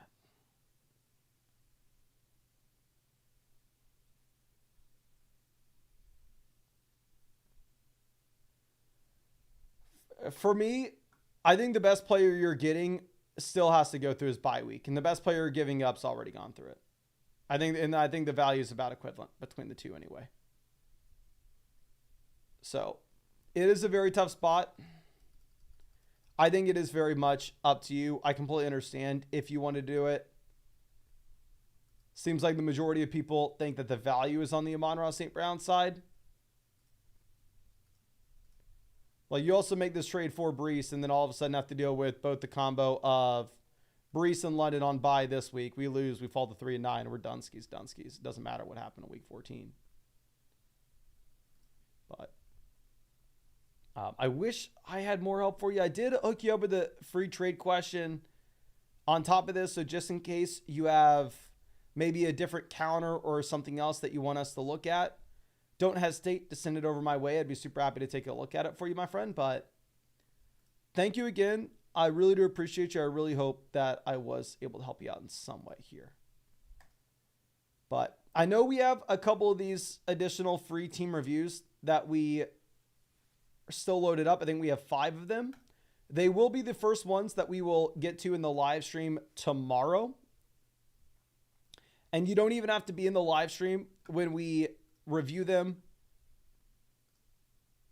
As soon as it's done, the link that's a custom link will be sent to you with the exact time that we reviewed your team. So you just have to click it and it will go to the exact time that we are talking about your team in that live stream. Or of course you can hang out with me in the stream tomorrow, whatever's easiest for you. But I really do appreciate y'all. Of course, the dog is begging me to go on a walk for quite some time now. So let's go ahead and let's take her. But I really do appreciate you and really hope we get to see you out with the live stream tomorrow.